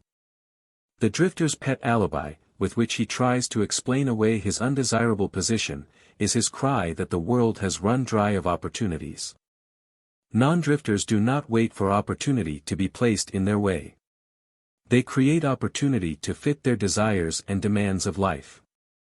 Are non-drifters smart enough to avoid the influence of hypnotic rhythm? No one is smart enough to dodge the influence of hypnotic rhythm. One could just as easily avoid the influence of the law of gravity. The law of hypnotic rhythm fixes permanently the dominating thoughts of men, whether they be drifters or non-drifters. There is no reason why a non-drifter would want to avoid the influence of hypnotic rhythm, because that law is favorable to him. It helps him convert his dominating aims, plans, and purposes into their physical replicas. It fixes his habits of thought and makes them permanent. Only the drifter would wish to dodge the influence of hypnotic rhythm. For the better portion of my adult life I have been a drifter. How did I manage to escape being swept into the whirlpool of hypnotic rhythm? You haven't escaped. The major portion of your dominating thoughts and desires, since you reached adulthood, has been a well-defined, definite desire to understand all the potentialities of the mind. You may have drifted on thoughts of lesser importance, but you did not drift in connection with this desire. Because you did not drift, you are now recording a document which gives you exactly what your dominating thoughts demanded of life. Why doesn't your opposition use hypnotic rhythm to make permanent one's higher thoughts and nobler deeds? Why does your opposition permit you to use this stupendous force as a means of entangling people in a web of evil spun by their own thoughts and deeds? Why does your opposition not outwit you by binding people with thoughts which build and lift them above your influence? The law of hypnotic rhythm is available to all who will use it. I make use of it more effectively than does my opposition because I offer people more attractive bribes to think my sort of thoughts and indulge in my sort of deeds. In other words, you control people by making negative thinking and destructive deeds pleasing to them. Is that correct? That is the idea, exactly.